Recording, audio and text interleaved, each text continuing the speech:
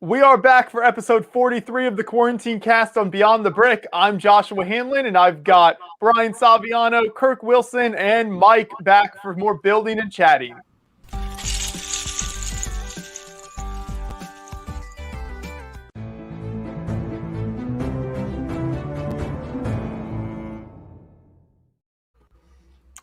Kirk has a brand new set that no one's ever seen before that he's going to be building today. What is it? I had one of two options, but I'm just going to start small. I'm going to be building the Friends set. I picked this up recently because I needed to get the Amelia Earhart promo, so I picked this up along with something else. But we're going to start with this and then go from there. Did you need that Amelia Earhart promo, or did you want? I need it because I gotta be cool with Joshua Hanlon. I gotta be cool with Joshua Hanlon. Have the, the Earhart promo, so I needed it. Okay, cool, it was essential. And Cool and Joshua Hanlon never in the same sentence. Never. Well, am I the only one without the Amelia Earhart? Again, I did it again. Oh man, oops! I did it again. Okay. Wow, Flynn's here early. Flynn. Welcome, Flynn. Hello. No. What do we got in the background there, Flynn? What is happening? Yeah, so we did a backdrop challenge for our show because we started doing we're working on a secret project on our work table. So we did a challenge where we had people come up with backdrops, and this one was using the Cabaret Singer CMF. And it was made by one of our viewers, Ms. Slow Brickta. She's actually new to the hobby, believe it or not. And she came up with this awesome backdrop. So I've been using it. It's nice. It's got nice colors. Yeah, it's literally like you're at the clubs. It's great. I know, right? I've got other ones too, but this one I thought was the most appropriate for the day. Excellent. Well, welcome, everybody. Everyone else is on mute because I'm the only one not building anything. Welcome to the Quarantine Cast. Hey, it's me. Oh, well, I had the full screen. I was going to promote my coffee. All right, never mind. All right. Whenever everyone's on too mute, early, man. Too early. Here's what I'm building, everyone. I've had this set for a little while. Got this from Lego a while back, and thought I'd give it a shot. It's the closest thing I've gotten to an archaeologist set so far. I'm still waiting for the official archaeology set. The Ark of the Covenant from Indiana Jones doesn't count. No, Indiana Jones doesn't count. All right. Well, as much as archaeologists like to think that's who they are.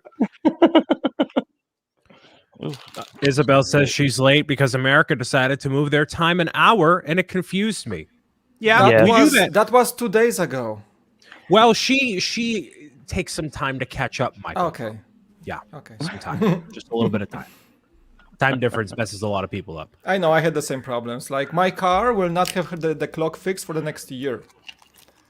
you just leave it? I'm just like I usually leave it. I just forget. It's like, it's 10 a.m. actually. Yeah. So when you're driving in the car and you don't look at your phone and you're like, oh, I got to pick up my kid at 3 o'clock. You're not like, oh, wait, let me just remember. But I fix my microwave. I fix my other places in my house, but the car stays at the old clock. You take the effort to change the microphone. My microphone. Yes, my microphone has a clock. Yes. You change the microwave, but not the car. All right. Yep. I don't know. Melissa said daylight saving, like she loves daylight savings times. Why has she not gotten a substantial timeout at this point? It boggles the mind that she's still allowed. How about here. for an hour? That actually makes sense.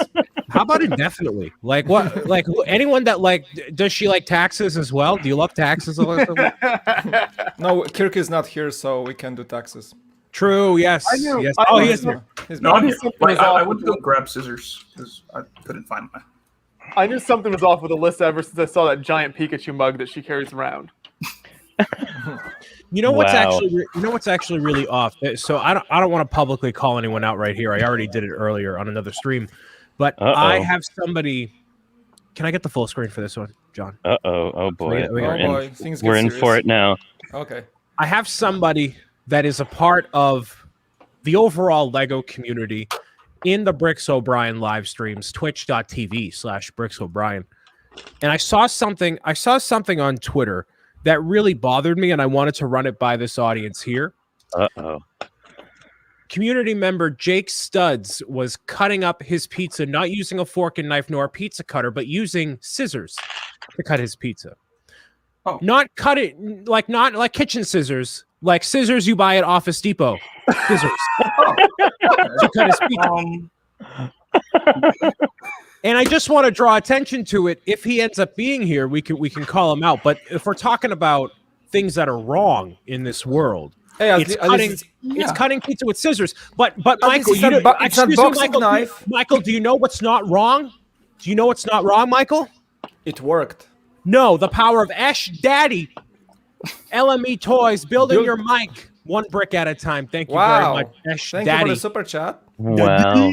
For the 1999 super chat, as always, greatly appreciated. Ash Daddy, not a single thing wrong with Ash Daddy. Flawless human being, tremendous human being. Here's what Joseph had to say about the pizza person. Yeah, it's dirty. That's nasty. What is wrong? But it's brilliant. I mean, you have those steak scissors, in America. These were regular scissors. Hey, scissors are scissors. Scissors are scissors. I agree with Mike. Scissors are scissors. They work. Maybe he sanitized them. You don't know. You're telling me you're doing some arts and crafts, and all of a sudden, let me cut up my DiGiorno real quick. I mean, I would wash my scissors first and sanitize them like a normal cutlery. But yeah. Well, I mean, I went to pastry school, and scissors were an essential part of your toolkit. I forgot you've done 1,000 different things. You go to a fancy steak restaurant and you get those scissors for your ribs. You just cut them open.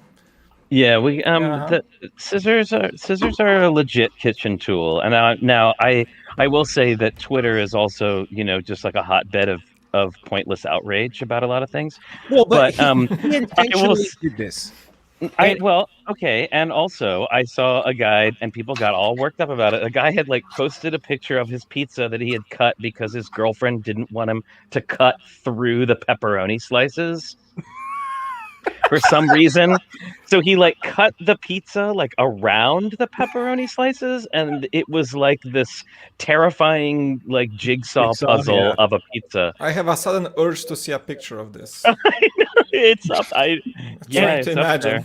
Isabel backing me up here. There's no way Jake would take the time to sanitize the scissors pre-pizza. and she can speak on his behalf more than I can. Oh my goodness. Do you think Jang Bricks cuts his pizza with a normal knife? No, he cuts his pizza with a machete, Milan. Big giant pizza machete.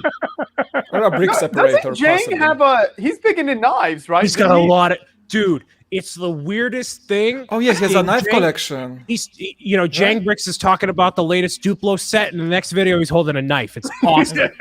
Such a dichotomy. It's great. I love it. It's like the Hitchcock movies. Oh man. Yep. Scissors just work better than a pizza cutter, but harder to clean. I'm not saying that it's any more difficult or easier, Holly. I'm just saying that this man used actual scissors. I'll drop it. I just wanted to bring it up. I think you need to let this one go, Brian. Okay, I'll let it. The audience retention is dropping, Brian. It's okay. It's rock bottom now. You need to be Elsa about the pizza scissors. I haven't watched Frozen. I don't know the whole moral of the story. Isn't she evil? Now don't try and pretend you don't know what Let It Go is, Brian. Everybody knows what Let It Go is. Everyone knows. Let it go, Brian. Just let it go. I know I've seen Frozen, Brian. All right, let it go. You're gonna rise like the break of dawn and let it go. All right. But I didn't know if she was actually evil. I've heard the song, obviously, but isn't Elsa evil? No. Wasn't she evil at some point? This is the reason why. Last time I checked.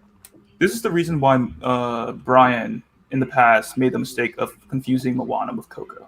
This is the reason why that happened. What?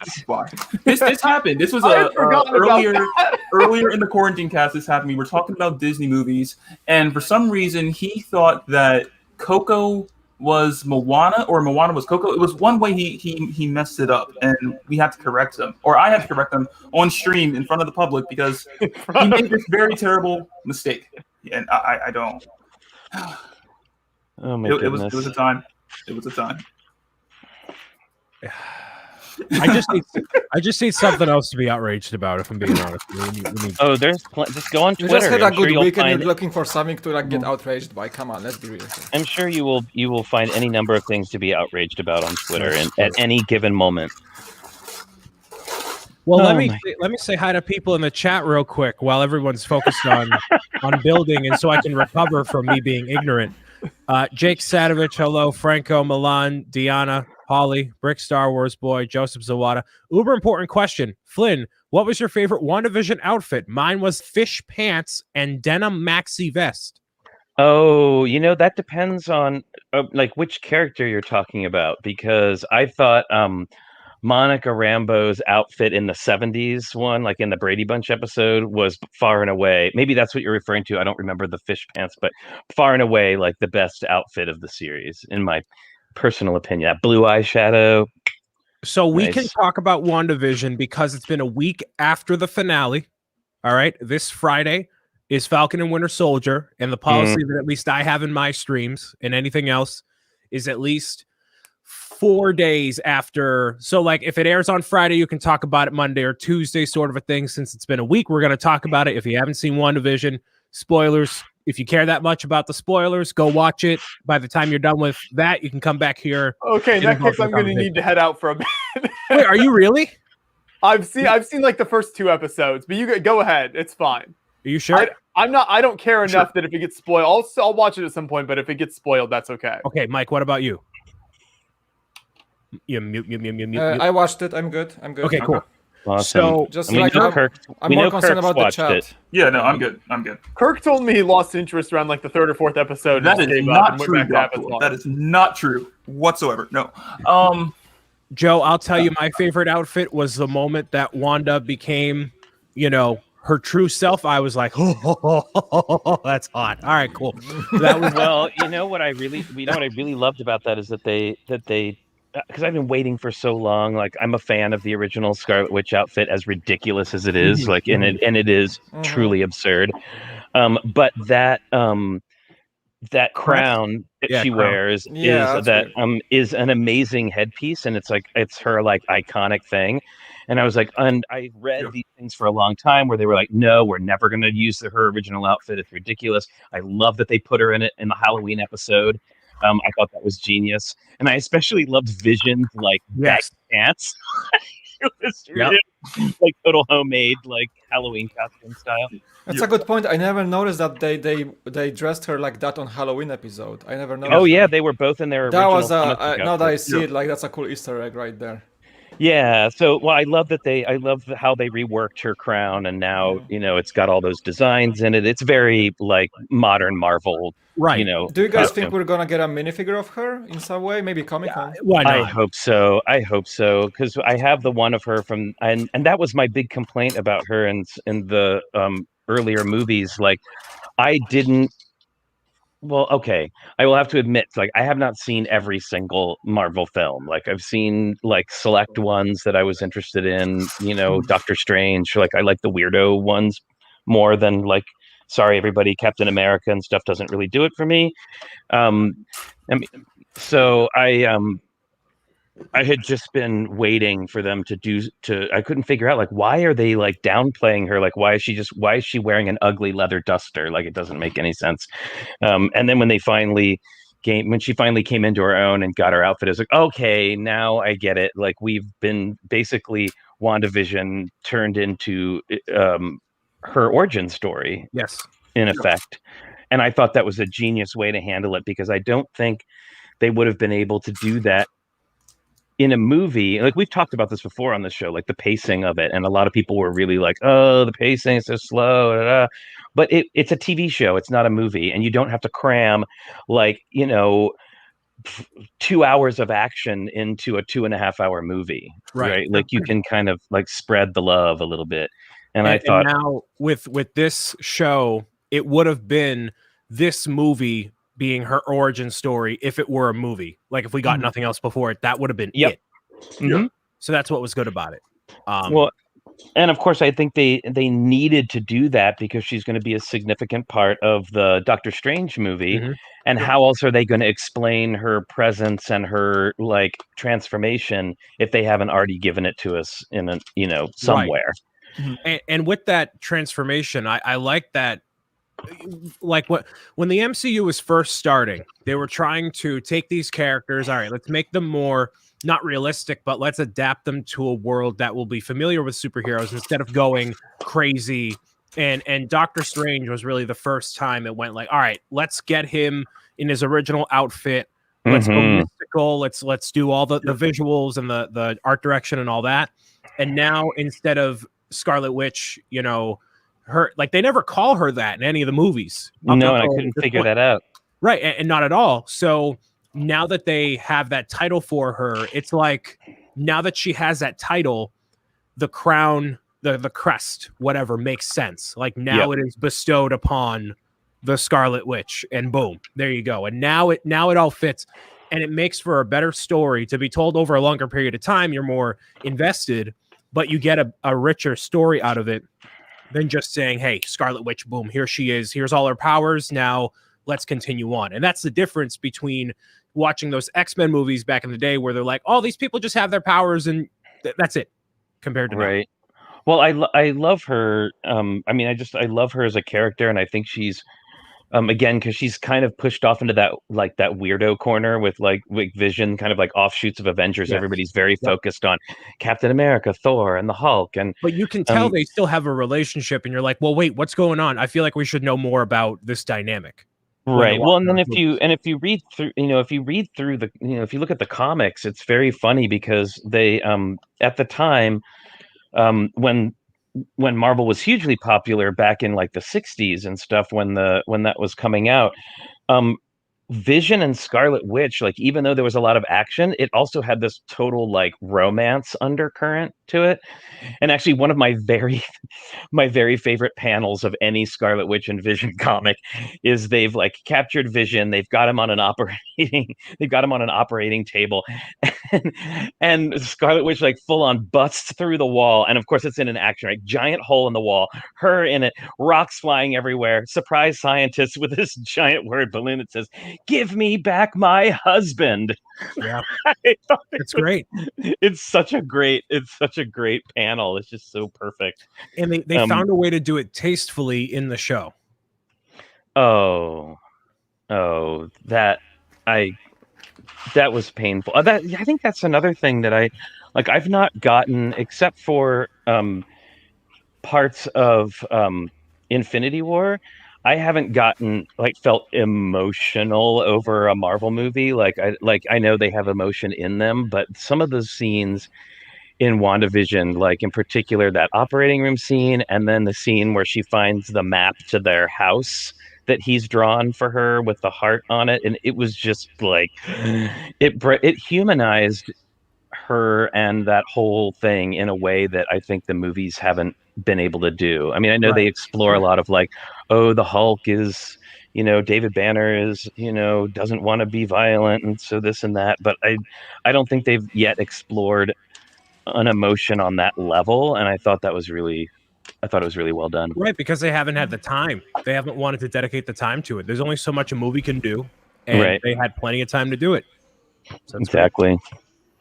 I am, but yeah, I'm as you know, a big fan. Oh, and speaking of, I'm actually working on. Now it's unfinished, so forgive my unfinishedness, but I am currently working on. That's awesome. Wow, that's cool. Thank you. It's actually re-bricked from the Iron Man and the Harry Potter sets together. And unfortunately, I'm way short on red. I'm actually going to redo her whole crown in bright red, but just waiting for some deliveries. But yeah, excited. And I already have a Vision one, same size, in the works. Oh, nice. Yeah, there's a great panel from one of them where he's a synthezoid, essentially an android, and he's not supposed to have emotions as such. And there's this really great panel. It's pretty famous, actually, where he's sitting with his hand on his head and a single tear, and it says, "Even an android can cry." It's a great panel, and I'm turning that one into a mosaic too, to kind of go along with this one. That's awesome. Yep. Kirk, what'd you think of WandaVision, man? Personally,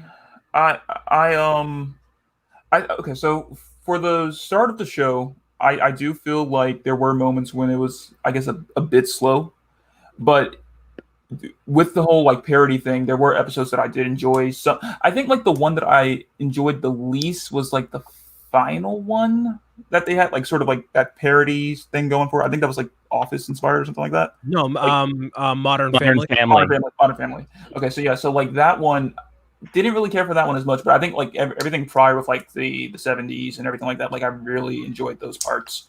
And then I think like in regards to how they like really brought I guess awareness to who Wanda is and her whole like backstory and everything like that, like her childhood, how like her whole experience with like her powers and everything like that. I think that was like a nice way to do it, which I think in general, because I remember when Disney Plus like first got announced, I was like, wasn't really feeling it, because at first I was like, but I want movies for this. Like, why can't we just get movies for these characters? But I feel like with the show, and I think we said this before, like when it came to like the like Avatar, like how when you have a show that can like have several episodes and really get in on the detail of like each and every like aspect of the characters and really develop that story, it really does give you a deeper understanding of them. And so that's like one of the things that I really did enjoy about WandaVision.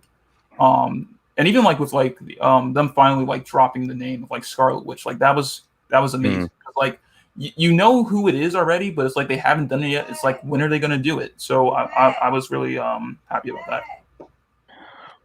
Well, and can we talk a little bit about Catherine Hahn, because she is so amazing. And I first saw her on Parks and Recreation, and she was hilarious. Like one of the best characters in the later portion of the series.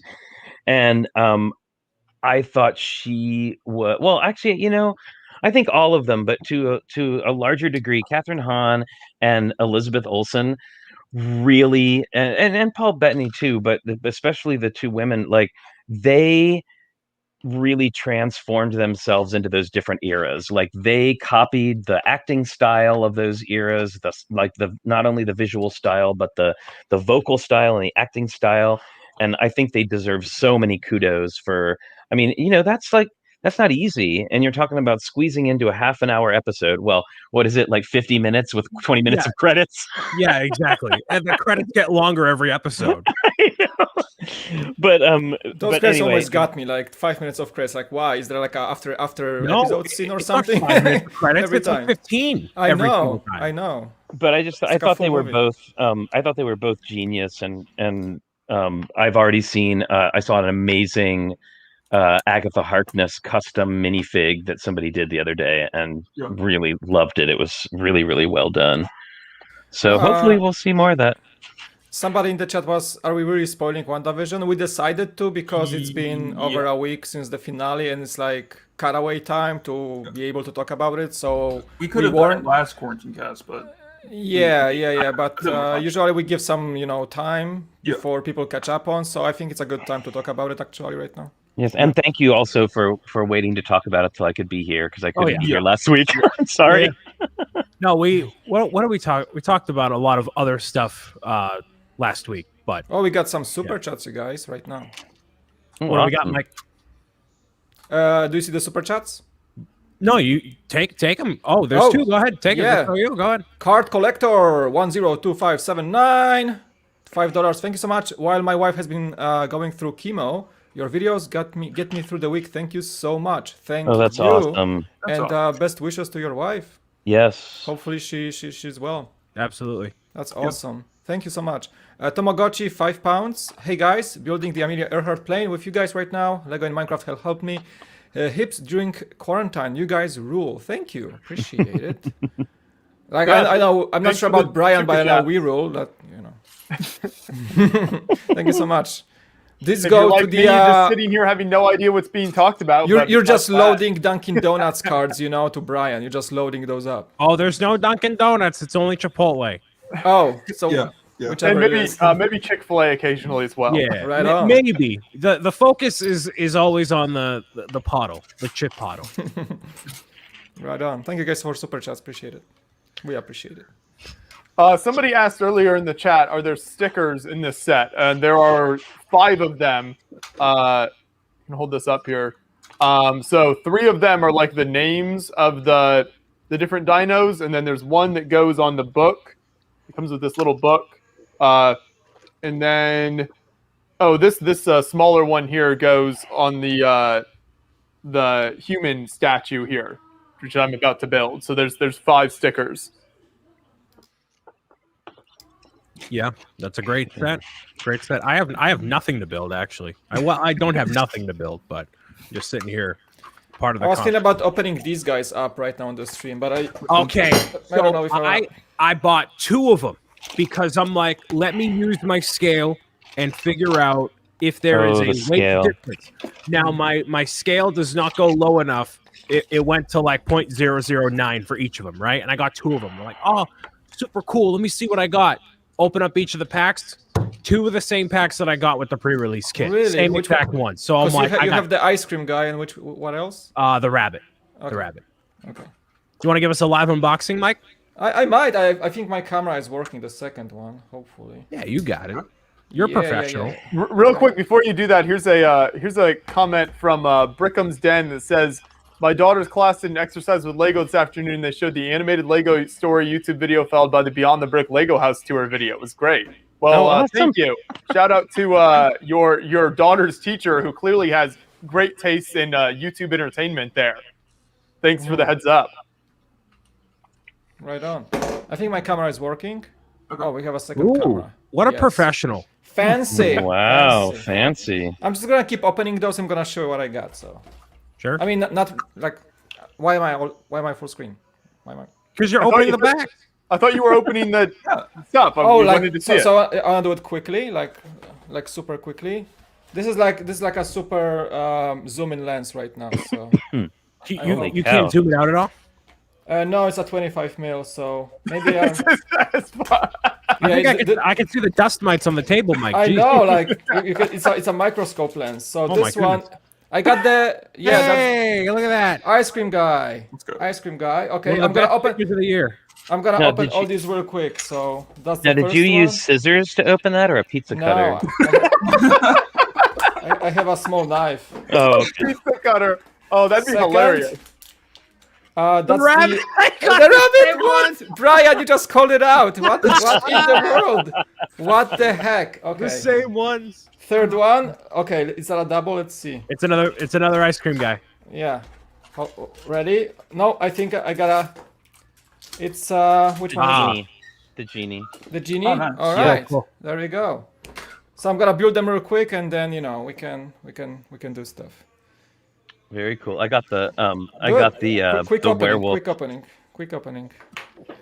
Oh, so I gotta say, you know how there's been all this talk about not having the packages and not being able to feel them, and then of course, like somebody came out with a map of all the like where everything was in the box because they actually line up. We went to our local Lego store to go buy some, and I was like, okay, I need the werewolf, I need the thing. I got my little map out.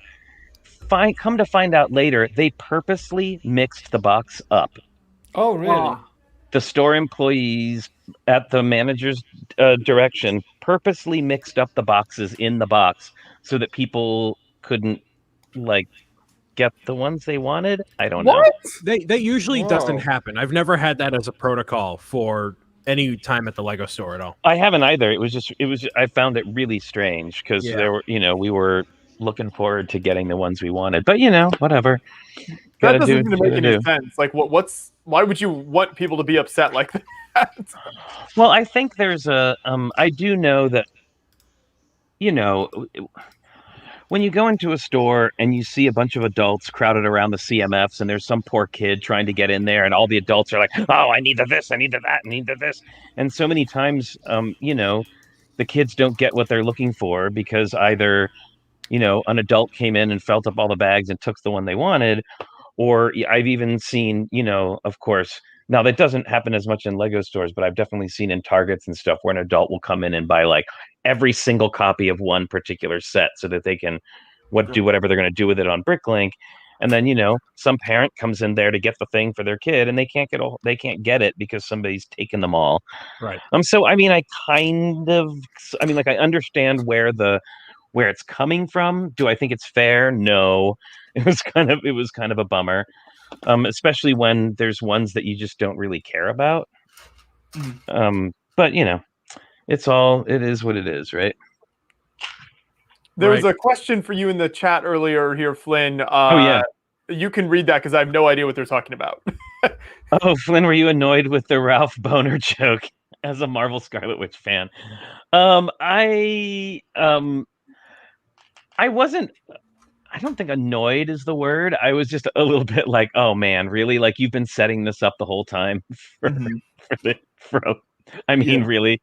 Yeah. But at the same time, it was also an incredibly clever bit of misdirection by Marvel. Mhm. Like when, especially with Darcy, she recast Pietro, which Yeah. I thought was Yeah. hilarious. And I think that misdirection would not have worked had they put any other character, like any other actor in there. The fact that it was Evan Peters and that he had played Quicksilver in the Fox X-Men movies made all the difference in making that work. And I thought that much like the rest of the show, I think it was one of those things where if you take them in individual parts, it doesn't mean as much as it does within the full picture. It's like when you look at a mosaic, looking at one little tiny piece of it doesn't give you the whole story. But once you see how all the pieces work together, the same thing with people who said, "Oh, I found I stopped watching after the third episode because it was too slow and I didn't like it." But the payoff to those episodes later, when you Yeah. see like why it was why it was those particular shows and why she Right. loved them so much, it was a payoff. Yeah. And it was a bad, like, yes, it was a bad joke, but I still think, like, in the grand scheme of things, it was a clever bit of misdirection. I don't think that was even necessarily a joke long term. Like that was a very clear cut decision they made to cast him, and they are fully aware of the implications of that casting and going just beyond like, oh, this is a cool nod or this is whatever. Like if they are fully setting up a deck of cards that may or may not play out of, hey, we are making, because Disney owns all of the Fox Marvel movies. Yeah. So like why not make it so when when the X-Men are introduced into the universe at some point, just say, hey, this was the Please. multiverse. And no, I guarantee you it's going to happen in some way. I don't know what way, but it'll happen. Of course, it's just a matter of when, and they can just say, "Oh, that was a rift in the multiverse," like just Right. like whatever, like because why not? Well, what? They can Well, do all and- sorts of things, yeah. Well, talking about some one of the things that I found interesting about that is if you really paid attention in the first several episodes, Agatha, aka Agnes, was always talking about her husband Ralph. Well, my husband Ralph, and that's who that was the entire time. Was that guy that she had like basically trapped into his house and made him, and where she was living, where she took over and turned him into this other character. I thought that was really, you can pick up those clues when you go back. She turned him into Mephisto, Flynn. It's crazy. Oh, those theories were just hilarious. Like everyone on between Twitter, Instagram, Reddit, just everything was just like, do you see that small little detail? That's Mephisto right there. It's like that doesn't. I don't know. Like everyone was making a theory about it, and it was just like to the point where I'm like, okay, I don't think this is what they're trying to set up. I think the main villain is just going to be Agatha, and it's just going to be that whole conflict between her and Wanda, and that's how they're going to leave it. There's no need for a Mephisto. I think really the purpose of the show was not really, they weren't looking for Mephisto. They were just looking to set up the backstory of Wanda to give you an idea of who she is and her origin story. That was their main focus. Between that and then also her and her relationship between Vision, just giving an understanding between that. I think that's really what the main focus of the show was, not anything like else. Like they weren't looking to we had whatever battle that happened in the end of the show, but it wasn't really the focus. It was more so just setting up the characters. And you'll see a larger bad come to fruition in Multiverse of Madness, whether that is Mephisto or the bunny or the dog or like whatever character they want to claim as Mephisto next. Well, and also I think it's a bigger point about it too is I love that they had two female leads like two female hero and villain fighting each other. Yeah. It wasn't, I thought that was really, and of course the whole humor of them having this like knockdown, drag out Marvel style battle in the middle of a suburban neighborhood set was I thought was really great. It was very very I telling. just rewatched Endgame last night actually for like the 5th time or something. And I finally looked at the extras that Disney adds to the Disney Plus, because they give you all that like Blu-ray extras, the deleted scenes, all that stuff. And there's like a full episode of like the Women of Marvel, which is cool because that scene from the Endgame, from the final battle, when they like assemble, like all the females assemble, like there's Wanda and there's like Gamora joining and Miss Marvel and all those ladies. And they made like a full 5-minute feature just featuring the female characters of Marvel. I think that's pretty cool. That's and WandaVision awesome. had the same, like as you said, like the final battle between two, like the antagonist and the protagonist that are female. That's awesome. It looks like Sean Bauer got a hold of the script for Multiverse of Madness because he's saying Mephisto was in the gauntlet the whole time. Sean Bauer, thank you very much. It was the gauntlet all along. Yeah. His genetic makeup was inside the whatever material of the gauntlet itself. Yes. Okay. And can we talk about Agatha All Along for a second? And I will fully confess that I have gone and watched the video just to hear the song like multiple times because it's amazing. Great song. And I love that the nod to like the monsters. The monsters. It was so good. It was great. Really, really good.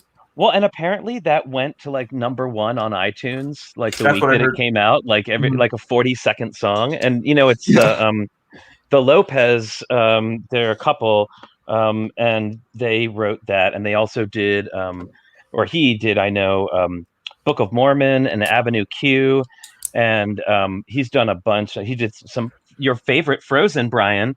Saying did some work on the Frozen soundtrack as well, but I just I really appreciated. I mean, being a big fan of anything spooky, as soon as that came up, I was like, oh man, Monsters riff! I am so here for this.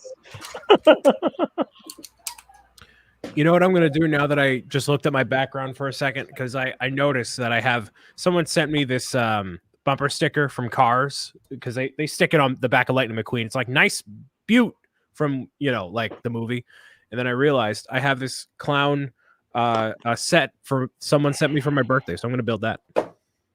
No, what you really need to realize is by having that on there, you have Larry the Cable Guy in your house. I'm just saying. Well, we all make sacrifices. We all make sacrifices. We forgot to mention the trailers thing, Brian, at the beginning of the stream. Yes, we did. You should mention that now. All right. So what we want to do, you're letting me do this? Yes. All right, cool. So what we're doing here on Beyond the Brick is we are reaching out to the community, watching this live stream right now, live or after the fact. We want to do a thing where we showcase creators' channels on a Beyond the Brick live stream. Okay. So what the call is out to all the creators, any creator of any size, doesn't matter. Make a trailer for your YouTube channel, your Twitch page, your Instagram, whatever it may be, an advertisement, a 30-second advertisement to air 30 seconds. as a thing on Beyond the Brick. It can be 30 seconds or less, anything like that. The more enticing, the more outrageous, the more lively, the better. Whatever it may be. Whatever you want to promote, if you're within the LEGO community, your time to shine is with this little moment right here. So a 30-second maximum for a commercial to promote anything involving your LEGO likeness. And we're going to be showcasing it on an upcoming live stream here on Beyond the Brick. The date that it ends, the submissions will close on March 31st. Okay, we're going to the end of the month. So you have 2 weeks, which is a good amount of time. So if you have something to do in the spare time, you want to be a little creative, this is a way to do it. It can be really anything if you're in the community. So we wanted to have that be a thing for anybody that wants to participate. Again, any channel, any size, doesn't matter. Does not matter at all. As long as you're cool and you have a good idea and a cool commercial. I'm cool. We should. Here's a question. Yeah, family friendly would be good. So you make it super fun. It can be crazy, but yeah, obviously, you know the content we do here at Beyond the Brick. So you know what we'll show and what we won't. Yeah. So no swearing, no weapon, no nothing like that. Just keep it PG. You know so what? You can send that to beyondthebricktv@gmail.com when people have it ready. Send us an email. You can do an email, or really, if you probably just tag us in, like if you're tweet at either of us, just be like, hey, here's the thing. How do you submit the commercial? Yeah, anywhere on social media. So at Bricks O'Brien, at Beyond the Brick. Well, if you reach out to one of us in some way, we'll find it. Yep. So yeah, we're looking forward to seeing some cool channel trailers and helping promote some neat creators out there. So like Brian said, send that in before the end of the month, and we'll feature it in a stream. Any creator, any size, again, does not matter. I can't emphasize that enough. It's not just the big guns. All right. That's awesome and super important. Thank you guys for doing that. That's a really great way to give back to the community, and I feel like there's a lot of really amazing creators out there who don't get the attention they deserve, just because there's a lot of content to wade through, as you well know. That's great. Thanks, guys, for doing that. Yeah, and if somebody is able to promote their stuff and it's good stuff, then why not? Absolutely. Nice. Chuck Schwa says Lepin equals not safe for Lego. Not safe for Lego. That's not a naughty word around here, right, Lepin? No, we can say it. Yes, you can. Sorry, my camera was acting out for a second for some reason. I'm not sure. The ninjas are not going to come after us for that one. Is John back at all? No, is he? I don't think so. But I can switch things around if you need anything, Brian. Okay, cool. Well, Mike, what are we looking at here? How are these figures? So these are the figs, and I'm just showing like the tiles. The one tile is upside down, by the way. Actually, one whole row is upside down, which is those tiles are so awesome. Yeah. So I just want to check. Like these are fully random, right? So you guys probably have different ones. No. So for each one of those packs, one of the tiles is specific to the character. So the ice cream one, he has like a ice cream themed. The other two are random. Okay. So I wonder, like, so which ones did you get, Brian? So this is what I have. I have the bunny, I have the ice cream guy, and the other two that I have are from the beatboxes themselves. So I have no other minifigure packs. I have DJ Cheetah, the werewolf, and the genie. The werewolf is awesome, by the way. So you say for each one is fixed for the character, and the other two can be random. Okay. Yep. It's like the werewolf one is great. It's like one of those, like one of those balls at the museum that has the lightning inside of it, and he's like inside werewolf and inside. It's awesome. Oh, what's that called? Not the plasma ball. There you go. Thank you. I thought there was a more scientific name for it. There probably is. There is probably. Yeah. But it's a great tile, and his whole outfit actually. It's a shame because he's got that wolf head that like kind of goes down the back like this, and it covers up the back of his awesome jacket, which has a wolf howling at the moon with like lightning. It's pretty awesome. That's pretty cool. It covers it all up when you put his head on. Oh. But it'll be great on another character to where you can see it. Yeah, for sure. What are you all using the tiles for, other than probably the app? The tiles? Oh man, for me, I was so excited to see the tiles come up because I'm constantly like doing minifig vignettes is my personal favorite kind of Lego build to make. Yep. And I do a lot of like interiors and rooms, and I can never find stuff to use for artwork. Like it's always, you're stuck with the bridge, the boat, or a map. There's not like a whole lot of choices to use for art. I mean, there are some other things like the Friends sets have some things, but in general, I just never find good art. And I think it's great. And I've also heard a lot of people talking about wanting to do record store mocks using those tiles for the records. So, gentlemen, I'm gonna have to actually go. Yeah, I'm gonna have to go in a couple minutes myself. Yeah, I have to drive my wife for an errand and then do stuff. So, Appreciate it. Thank you.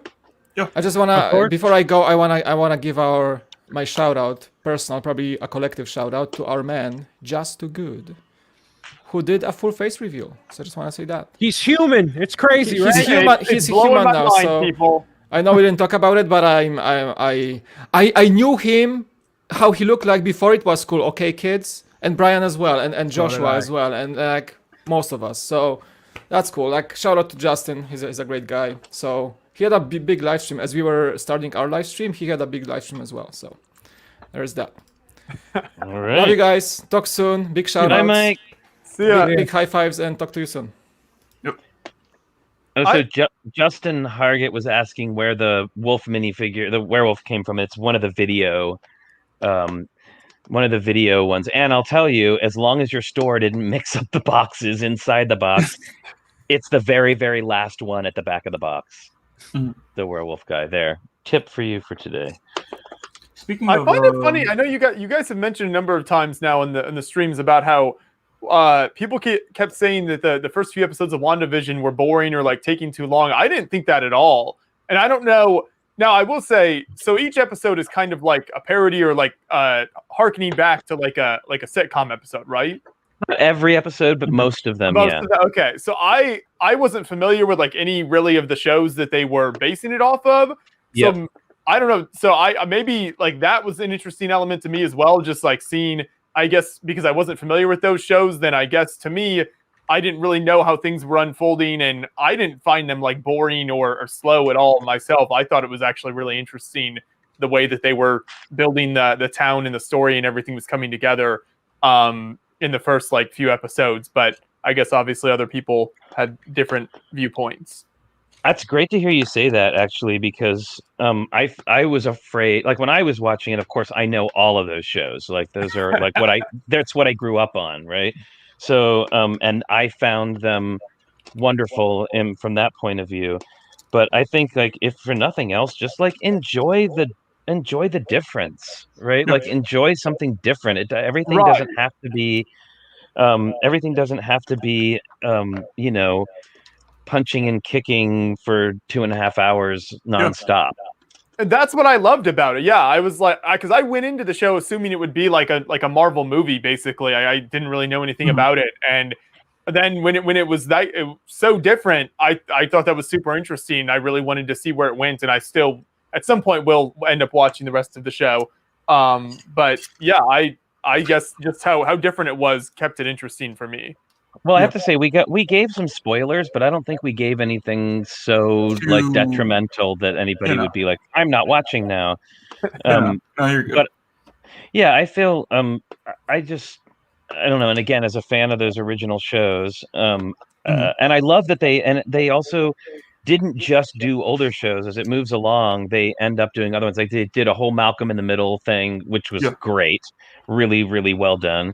And of course the Modern Family one that they did towards the end, and just how the care that they went into to mimic those styles, and even down to like the film stock that they filmed it in, and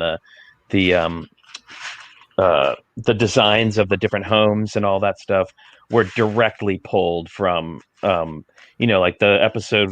I think it's episode 3 was fully the Brady Bunch. Like that was like with some little changes, but that was essentially the Brady Bunch house that they were in. And I thought that was it was just really clever.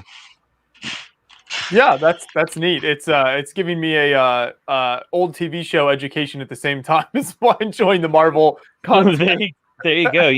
Now you just need to go back and watch the Dick Van Dyke Show, I Love Lucy, and the Brady Bunch, and Bewitched, because those are pretty much those first 3 episodes. Those are those 4 shows kind of like wrapped. Like I would say that the first episode is sort of a mixture between Dick Van Dyke and I Love Lucy, and then the second episode is straight up Bewitched. Like even the whole animated opening that they do, where they're like flying through the air. Really, yeah, great stuff. Yeah, it's definitely neat to see that. And I'd seen I was feeling those shows that you just named. I'm familiar enough with them that I kind of got the idea of where that was coming from, but I've maybe seen like a couple of episodes from each of those, that sort of thing, but not any kind of in-depth knowledge. Well, I think what's cool about it is that even if you don't necessarily know those shows, you know them by cultural osmosis, right? Right. Like people just kind of like you end up just in your life taking in things. Even if you've never seen an episode of I Love Lucy, you know what she looks like. And you know what I mean? And Yeah. you know that, it was in black and white and it was a 50s comedy show. So I just think it was done really smartly, and I don't need to go on and on. I guess I already have. Sorry. No, it's fine. It's fine. I know Brian was wanting to talk about it as well, so it's been good conversation. I know, and he left like right on. Let's put Mario there. In regards to video, though, I actually shared this with Brian. I think it was last week or something like that. So I'm going to try and focus this in. All right. Someone did this with the cube thing. And I found this very interesting because we were talking about this when we first started talking about video. We were like, what are people going to start doing with those little things right there? That's my friend Yano. Yeah, she does amazing stuff. She also does animation. And I don't know if you saw, we did a Brickheads challenge. So she's obsessed with Toy Story, by the way. So we did this Brickheads challenge. And she did like the Mandalorian and Child, except for it was Buzz Lightyear and the little three-eyed alien from Toy Story. It was brilliant. So it looked like Mando's armor, but all in Buzz Lightyear colors. And you should. If you look at her Instagram, there's more. I think there's a picture of it up there. Yeah, she's been doing some great stuff with that, and her animations are top notch. When we did the Fab Max Furry Road mashup for BrickCon, she did a whole animation, Fab Max Furry Road animation that was just incredible. It was really, really well done. Can you throw a link to her Instagram in the chat, Flynn, if people want to check it out? Yes. Let me see. Give me 1 second here. Yeah. If I can do that. Oh, it's not. There's nowhere for me to type into the chat here in StreamYard for some reason. But I can tell you this. It's on Instagram. She is Femme from the Block. So FEMME from the Block. On Instagram. I don't unfortunately have the ability to type into here, so that's fine. Sounds cool. Yeah, definitely check her out. And actually, on that note, I must depart.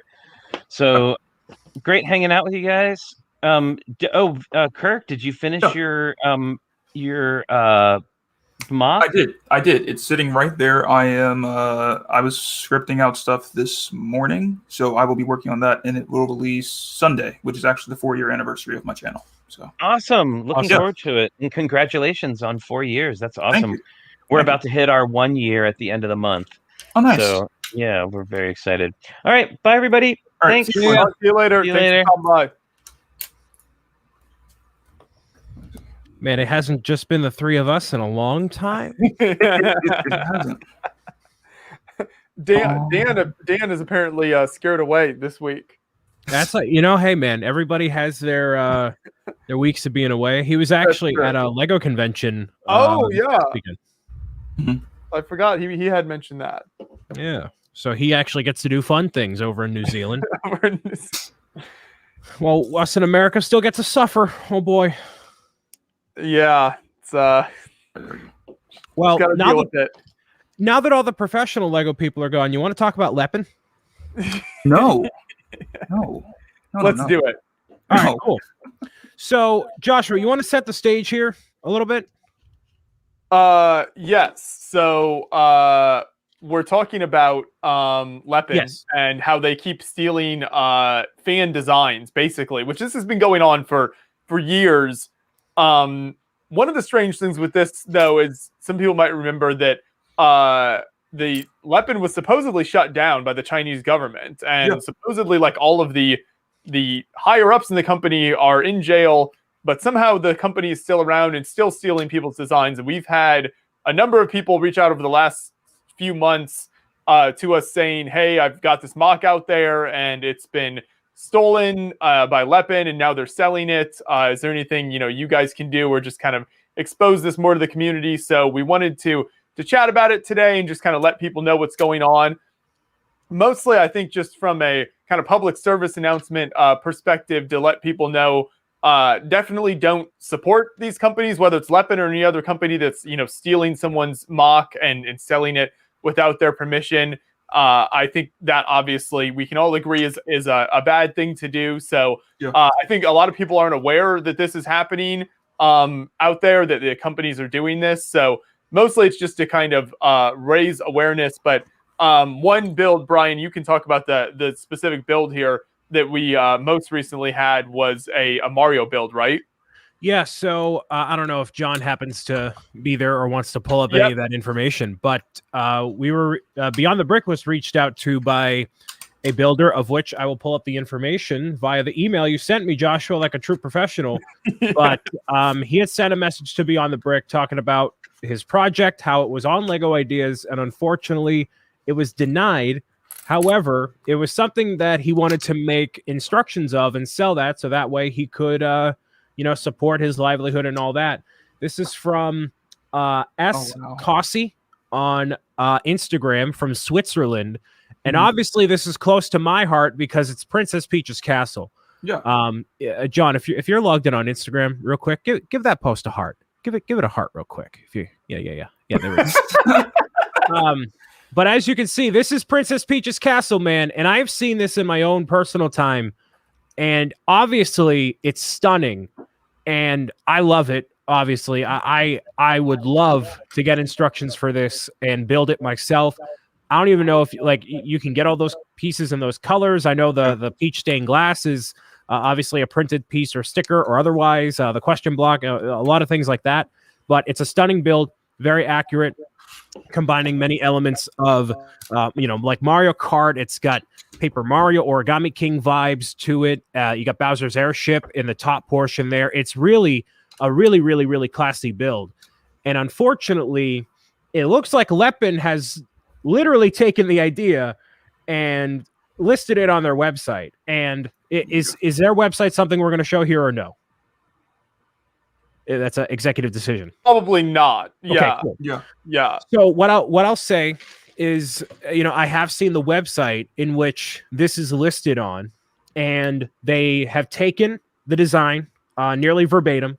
There are things that are added like stickered elements, like just different colors and all sorts of very subtle things that are not a part of the original model, but it's the exact, it looks just like it. It looks just like it.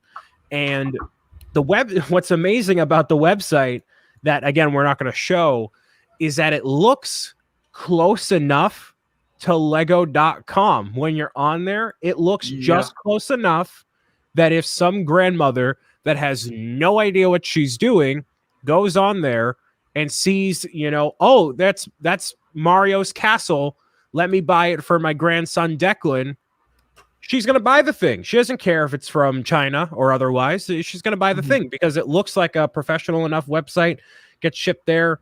Like it's close enough. And, obviously don't support that at all. And wait for the instructions. He said he's going to release instructions later in the year.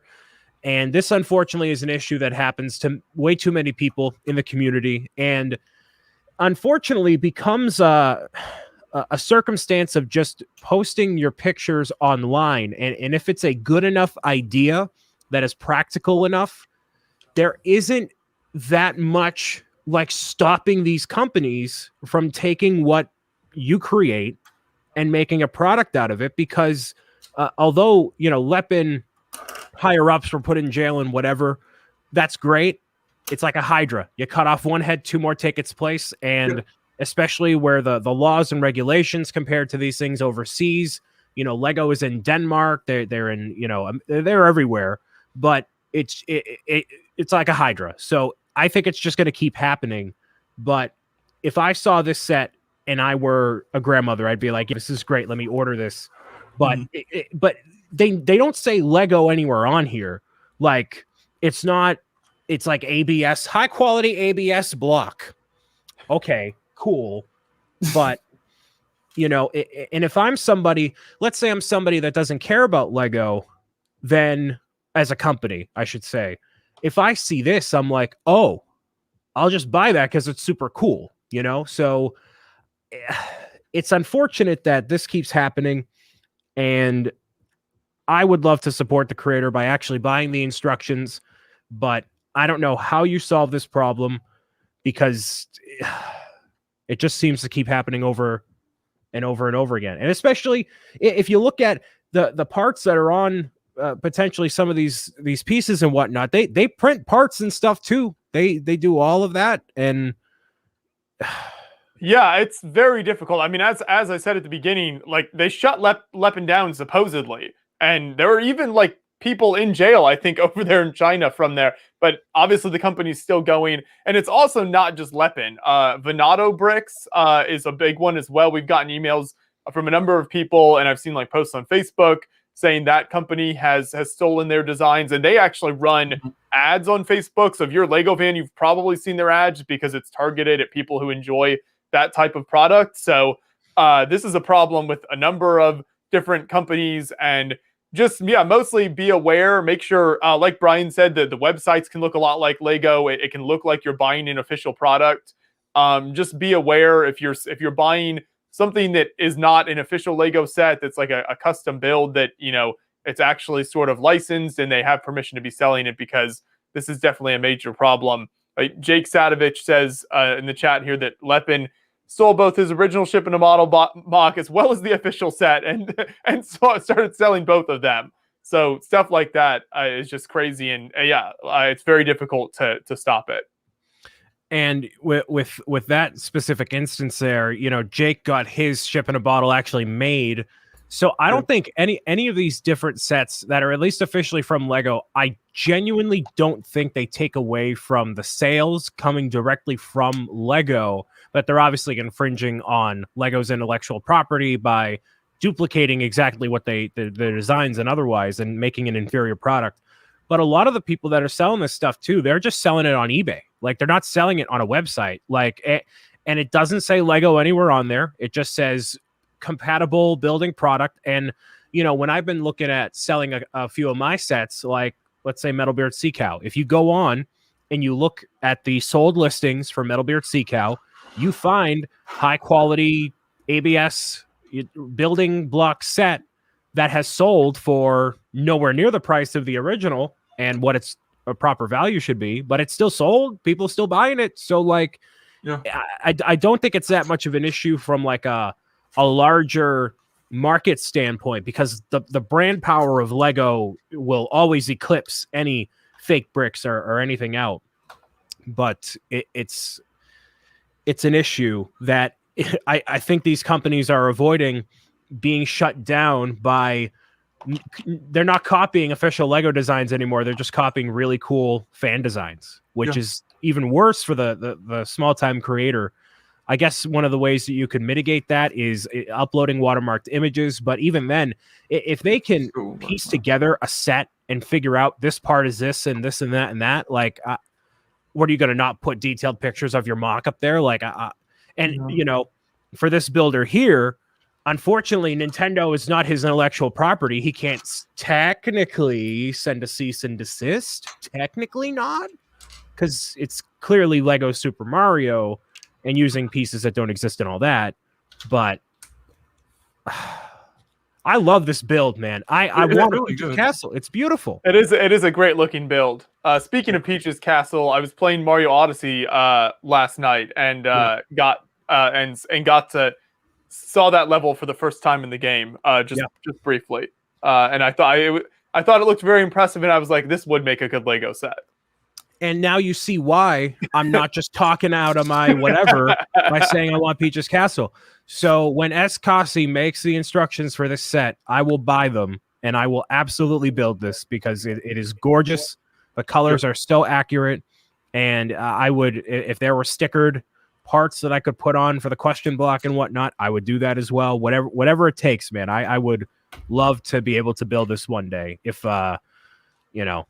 But like, let's say I don't care about Lego. I don't care about the designer. I don't care about whatever. If I just want a Peach's Castle, you just go on that website and buy a Peach's Castle. So like some of that is to an extent on Lego to be like, hey, clearly people want this sort of thing because someone's capitalizing on it. So like, why not make it like a cool set like that? Obviously this is a fan design. This is different, but yeah. But it's that idea, like, you know, whatever. So I will buy it. I will build it. I'm excited too. And even the Toad is custom. Is that a baby mold? That is a baby mold for Toad on the very bottom right there. Interesting. Yeah, cool. Even with like the whole like stealing like fan designs and stuff like that. I think this happened in the past too. Who was it? Tyler Kleitz, who made the Xenomorph design with Build Better Bricks, and it happened. And I saw like I remember seeing it on some site. I don't remember the company. I was like, that design looks familiar. And then I went to do some research. I'm like, oh, I see what you guys did there. So it's something that continues to happen. It shouldn't happen. It's sad that it happens because a lot of the, you know, these creators that take the time to work on these instructions, like I myself, who tend to do it at times, have had the experience where it takes time to do it. And then for that idea and, you know, for that to be stolen by some company that didn't put the work into it, and you sat there and did all that stuff for it, it's like, it's a bit rough. And so hopefully it's something that will be able to be, I guess, dealt with soon and I guess avoided. But in the end, it really doesn't really seem like there's any possible way to avoid it, if that makes sense. So I don't know. Now, the only thing that I could take from this situation is clearly this model is good enough, at least in the eyes of somebody in charge of manufacturing the fake parts for it, that clearly this is a desirable enough model to be wanting to be made into an actual product. So if anything, I would certainly hope that's more incentive for Cossi to be like, hey, let me get this done because this is the only thing of this quality on here. Like, get these instructions out. And I know for a fact when the instructions are out here, I'll stand on as big of a soapbox as I can on this platform known as Beyond the Brick and scream high into the heavens to buy these instructions because of how amazing it looks. So big shout out to him for sending it in. I don't know if he may or may not have known that, you know, obviously Peach's Castle is like my desperate cry into the Lego realm, but definitely, you know, hit it there. He knew it would strike a nerve with you. Yeah, right. It's like, now if this were some sort of Star Trek thing, I'd be like, well, we can consider it. No, obviously, no, but yeah, lots of ideas projects get stolen. Yeah, Mini Brick. It would Didn't that happen before? I think Mini Brick, it wasn't like a mock or anything like that, but it was a like custom minifigure design he made in the past, and I think it got stolen by some company. That's even more common. Like it happens with the minifigures because it's literally some people could just outline it. There you go, done. Yeah. It's unfortunate. And I think it's a Hydra situation. You cut one head off, they're gonna keep popping back up. Because like unless they confiscate all of the molds for those machines and all of the computers and all the like you need to go further down that list. Like that's getting passed to someone. But at some point in that legality branch, that tree or whatever, like they can't sue or go after the 18-year-old son of the guy or something, right? But then he inherits the business or whatever. I don't know how any of that works. I'm talking totally out of luck. But I'm saying there's people that are still over there, even if you arrest just the top guys. Like there's clearly still people beneath them that could take the reins and roll with it if they wanted to. Yeah, they're obviously not able to fully shut down the operation, so it doesn't really do much good. No, and especially considering Lego is a company in Denmark and they're dealing with people in China, and that's a whole other thing. Like, yeah, if it's in America, like it's much easier. You send them an email, or like if you list a thing on eBay or Etsy where it's like, hey, you can't do this, we're taking it down. Boom, there it is, you're done. Like, but yeah. No, I will say Lego has had massive increase in their presence in China. So, and maybe in future years, they will continue to be able to rein these companies in. I mean, they continue to open a ton of stores. They have more, hiring more people over there and everything. So maybe it'll get better in the future, but I think it's going to take some time, certainly. For sure. And yeah, Escasi, if you're listening or watching, if you end up making those instructions anytime in the near future, let us/me know, because I will buy them and I will be your personal brand ambassador, free of charge. And then you can build the set on the stream. Yes, sir. You don't need to pay for a sponsorship spot. I'll just do it. And then you'll finally be able to stop asking for the set because you'll have it. Well, I still want a 4,000 piece one, but I'll take. Is this the version you would want though? Because which game is this from? Are we going there? All right, cool. Okay. We don't have to go. No. We got nothing else to talk about. All right, pull this image back up, John, if you're still there. So this combines a couple of different elements. I think it was Milan who said this is somewhat Paper Mario Origami King because of the cart in the very front. Mario kind of pulls up to the castle in a cart. It combines the cannon from Mario 64 on the far right side. The airship is from all the different games, but is most notably alongside the castle with Mario Galaxy. So the castle design itself looks like Odyssey / Origami King. So there's a lot going on here. It's a good mix of everything. I think those, okay, yeah. So the roof pieces there, interesting take with it being the pink coral piece instead of just red.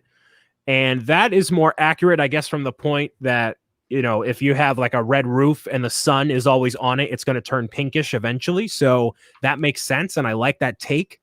I'm curious as to how much this would cost.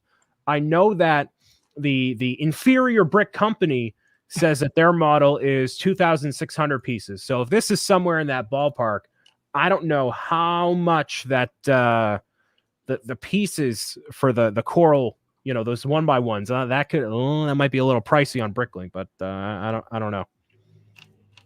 Yeah, I wonder when people release instructions for builds, do they typically say give a general price point for how much it might cost, or is that not normal? If they're good instructions, yes. So the proper way to do it, and PSA for anyone out there that's thinking of ever making instructions about anything, the thing that you include is the Bricklink, the uploadable file to Bricklink. So if I'm buying it, this is what I want. I want the PDF of the instructions that you make in whatever program. I want the file, the XML file that I can drag into Bricklink and say, hey, these are all the pieces, new, this quantity. I don't have to mess with any list. I don't have to do anything. Just upload it. Boom, you're done. And I also want, before I even buy it, the average cost of the parts, new. So if you look at a couple of different companies that sell instructions, they usually have it's going to cost around X and X depending on part availability, new, used, whatever. I want that on there. I want how many pieces are on there. And as always, I want the designer who made the set on there. So anything, even touching on one of those things, if you do one of those things, that's what's going to make people more drawn to buy your instructions. Because before I buy something, I'm paying for the instructions, which is fine. You want to charge me $45 for instructions? All right. But how much is the full model? What am I getting into here? I don't want to spend $50 on instructions and the cost of the model is $2,000. No. Right. So it needs to be a good ratio there. But yeah, I've had great experiences with getting instructions and all that. My Build-A-Bob, this thing over here, you get the whole, when you bought it on Etsy, it's not available now. We got all the parts and whatnot. And the gentleman who designed it, Pinot Creations, he gave me the XML file, the PDF, all that stuff. So he's like a pro. He's good. So that's good. Yeah, I don't know if I've ever. I guess I have done. People will occasionally give us at conventions or send us like fan built models and using their instructions to build it. But I haven't done a lot. Actually, your Build-A-Bob that I have back here is probably one of the few things I've bought from someone in the community with instructions and then put together. So Yeah. I don't have a lot of experience with that. Yeah, it's a whole process. Like making the instructions, printing the instructions. I know for that I chose to have them just as a PDF because to print them would have cost a lot more money than it would have been worth for, my bottom line and just convenience and all that. So it can get pricey. So a PDF is usually what you go for. And as long as the colors are accurate between the design of the pages and the pieces and all that, like if you have dark, like regular brown, if they all mesh together, then it gets a little, but most of the time they're pretty solid. So that's good. It's, I'm not sure what Adventures of Santos has against Etsy, but apparently a bad experience. Well, Etsy is almost always homemade items. So yeah, some of them can get very, specialized, but yeah. Actually, I saw someone on there, and if I had more disposable income right now, I would probably get one, but they make custom foam bionicle masks made to order in different colors. You can do whatever. You can do any of the different Toa and whatnot. And I'm like, like the more premium ones are like $200 or something. Like they're very well crafted, but they're like airbrushed and everything. And like Milan was suggesting in here, they haven't done a Paraka, but I'm like, what if I asked to commission a Thok helm to put in the background? That'd be pretty sick, but it'd be a lot of money. A lot of money. Yeah. I guess there's a big enough market for them to do that. I suppose there's enough Bonkle fans out there. Yeah, it's all small business. It's like that's true. Print it out, and I don't think it's their full-time gig, but it's a gig, James says some sweet Lego trees on Etsy. Lego trees. Oh, cool. Nice. Would be a cool Halloween costume, though. It would be, for sure. Definitely.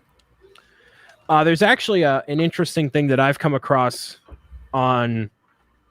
Like, it always happens when you're browsing, like, the late night, and you're like, oh, what's on Etsy? What's on throughout here and eBay? What are people... Like, people come up with so many creative different things that they can...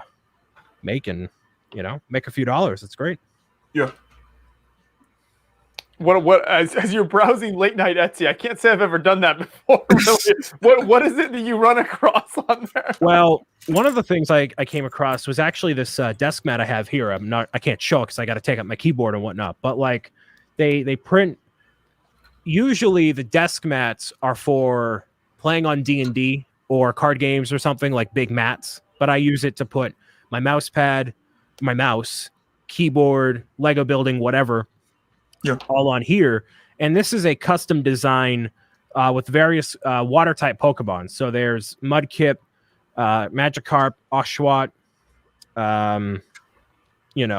Piplup, obviously Froakie, Squirtle, all those different Pokemon. So because everyone's doing homemade items, they're doing things that people from these companies are just not doing. Like, you can't buy this from Pokemon. They just don't. So like, clearly I would rather support an artist who took the time to graphically design this, print them on this material, have them ready to go. It's expensive, but like I love supporting independent artists when I can, especially if it's something for Bricks O'Brien to do like a design or commission or anything. Like I love not just to perpetuate my own ego, but to be able to commission someone for a project, for a shirt design or otherwise, stickers or something. So I'm always looking for like new artists to work with just to give them a fun project to work on. And I'm always stewing on stuff. So if anyone's like an artist out there that wants to at least probably get a commission out of me, I'm pretty much always looking. So I love support. Like this is a conversation that I guess we can get onto because we don't have much else to talk about right now. But if you win the multi-million-dollar Powerball, what do you do with that money? Right? My answer to the question was that I don't know what I want to do, but I want to be able to hire so many artists to make either a TV show, animated TV show, or just merchant, like just stuff, just all the different things. I want everything. Yeah, everything. like the life-size Build-A-Bob statue. I mean, just get the like marble workers out to yeah. Why not, right? So that's what I've been told is what philanthropy is. So here's one day hoping, but that's always a fun question to answer that I don't know if you guys have any comment. I don't know, Kirk, what would be your thoughts? So basically what if you won like millions of dollars essentially? Yeah, what would you do? Because you don't ever have to work ever again. I don't know. That might sound strange, but I honestly don't know. I obviously would like invest it wisely in regards to like helping my family. You mean all GameStop? No. Yes, to the moon, Joshua, to the moon.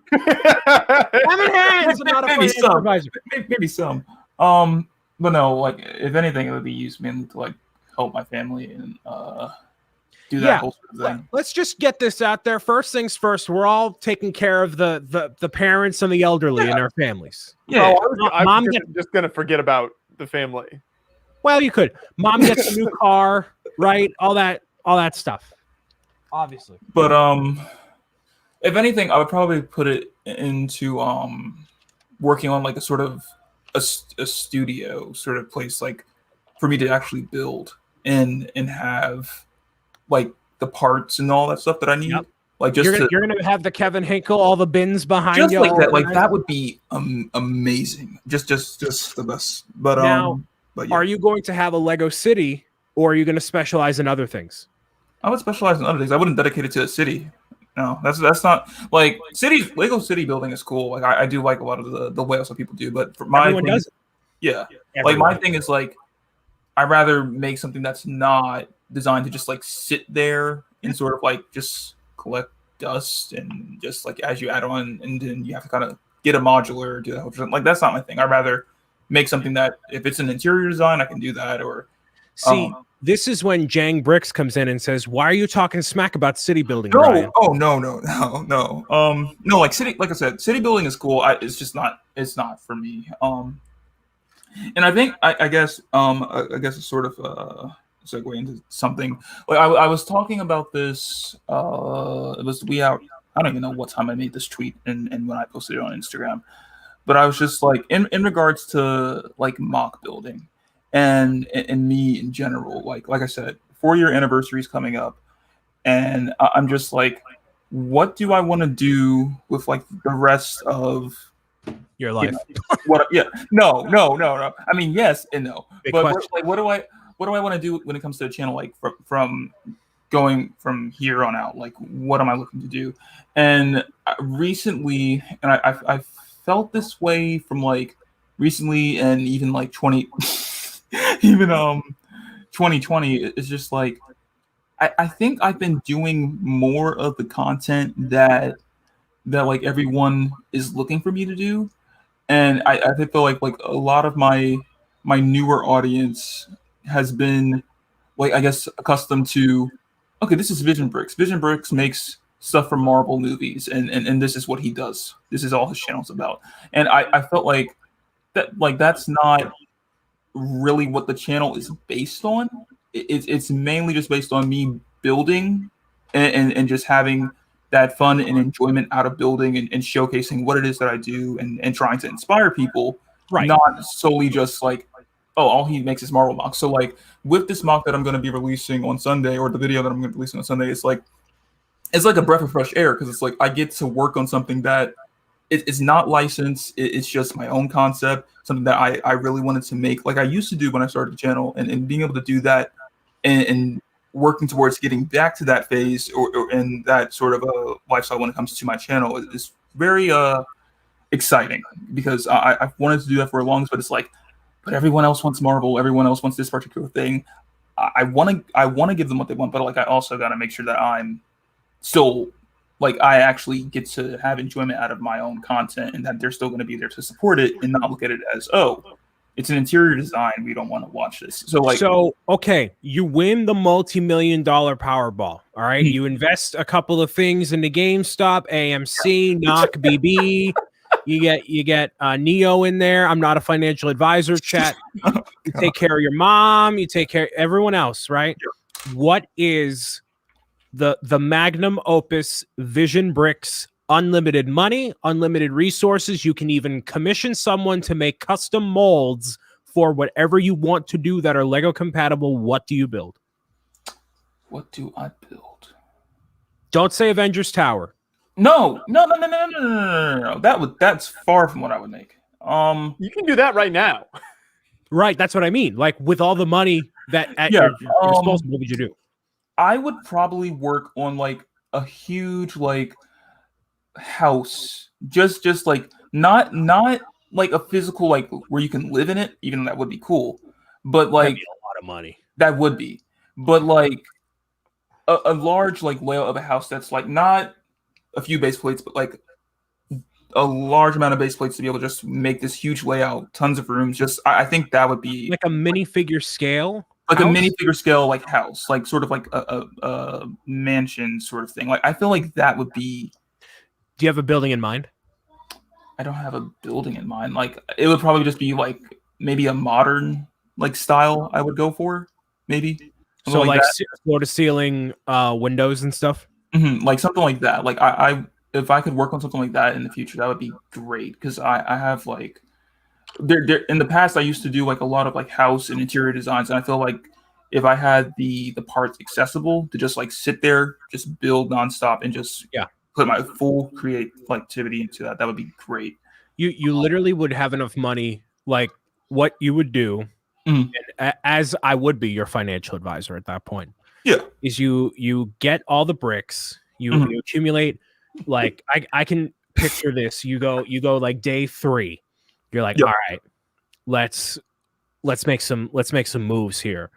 Shout out to Tomagachi with the Earhart plane. It's cool. GG's. Thank you very much for the 2 euro. Thank you. £2?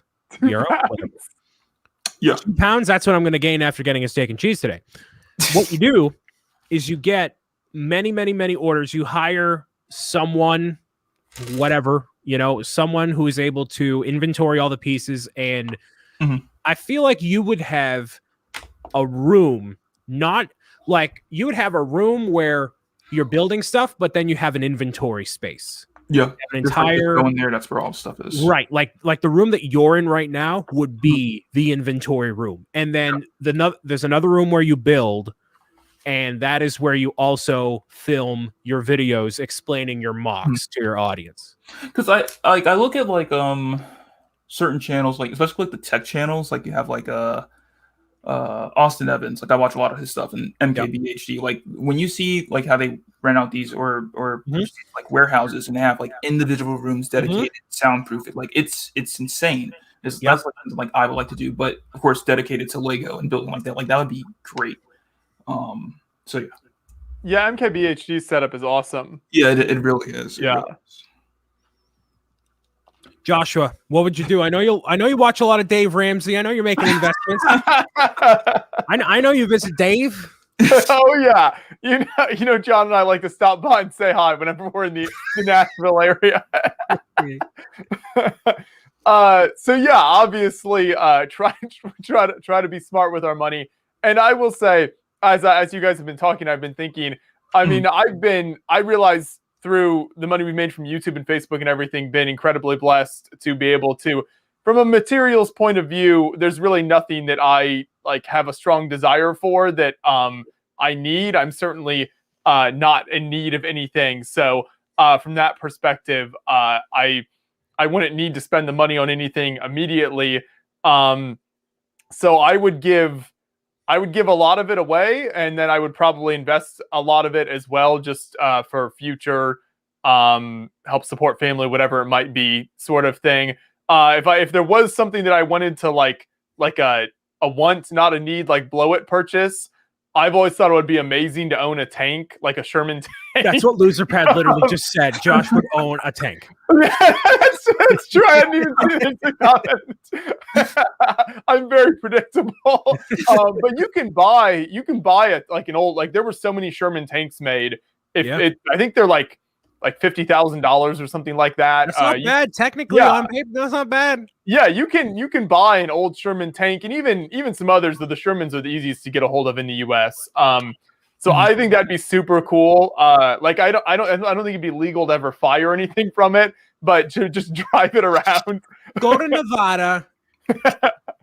Dude, okay, that would be my one big like blow purchase.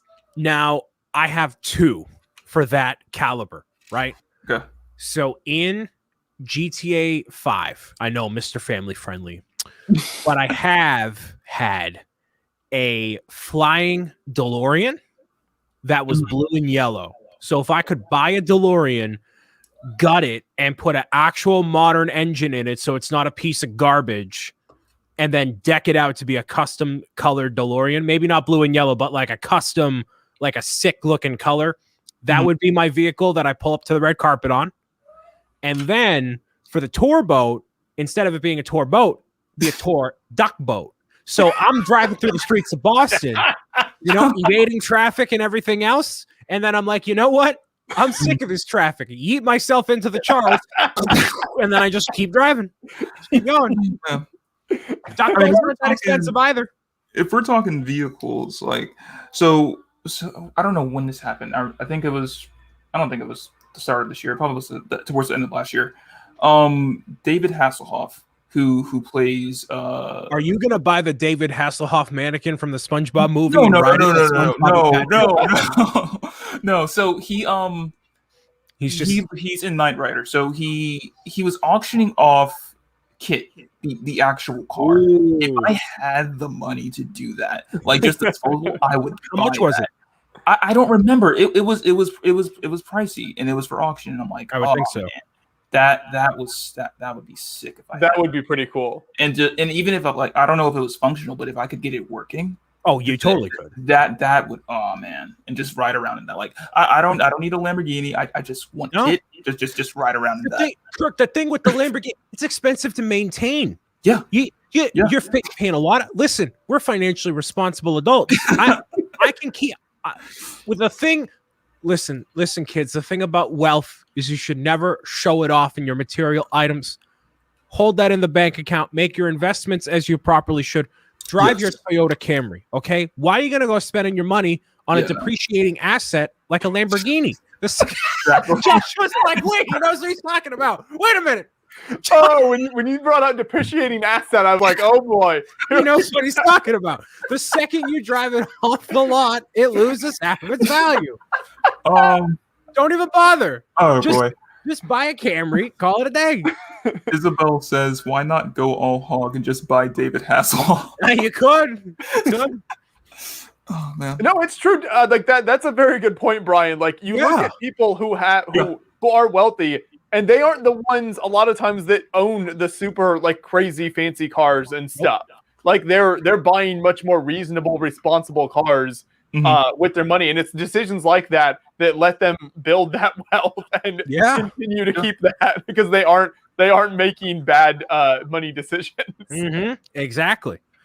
Milan said earlier, why not a penguin?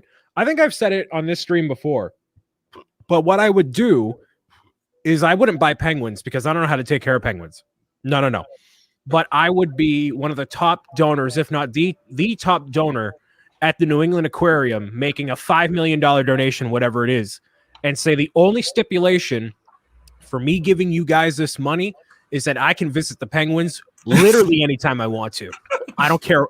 24. I need a free pass to these penguins. Just like 4 a.m, Brian's heading down to the aquarium. If I'm giving these people 5, that's a 7-digit check, Kirk. I get to see these penguins whenever I want to, anytime.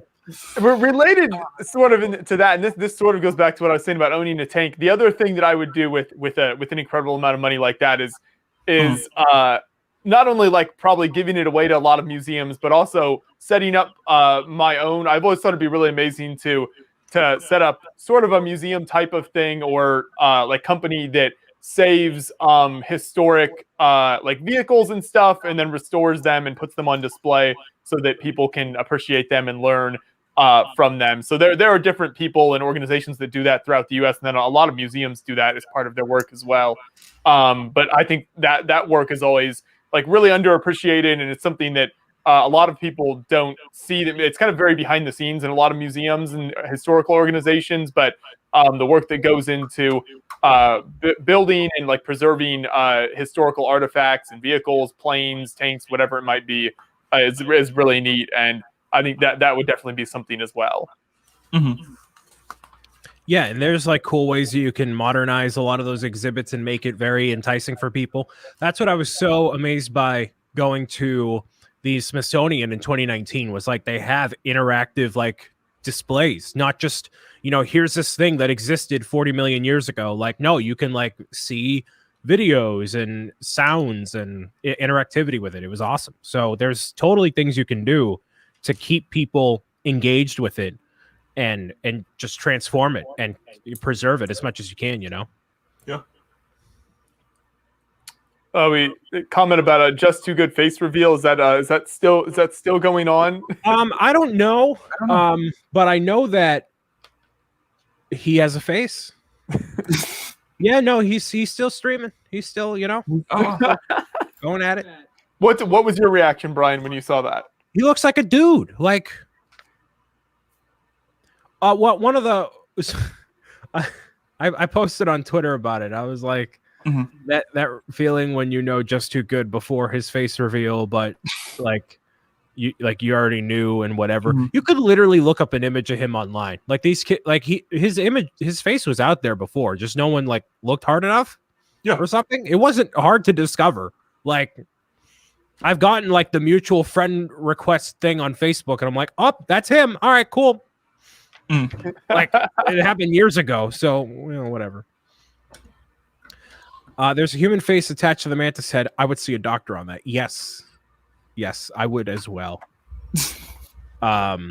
Faces are important. True, that is true. Should I try to finish the third dino here? There's like three bags left to do the T-Rex. Ooh.